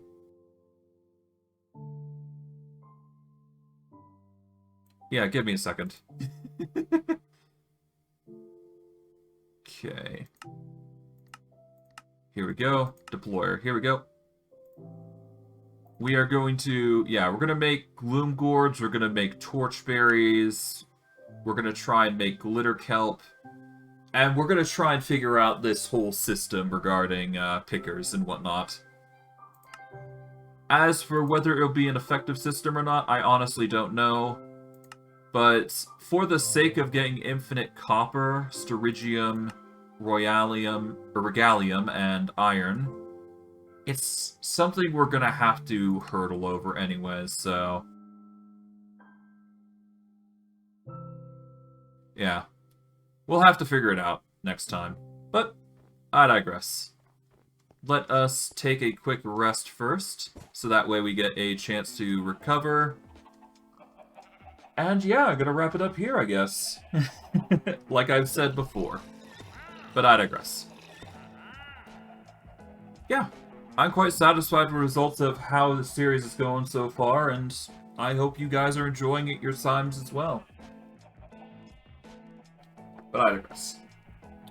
For those of you on YouTube, like, subscribe, comment, hit the bell notification if you want to see more stuff. I stream daily, so if you want to catch my streams, you can catch me 3/7 MST time. If you want to catch my streams, the best way to do so is search me up at flympon at twitch.tv. You can check the About section on my Twitch channel,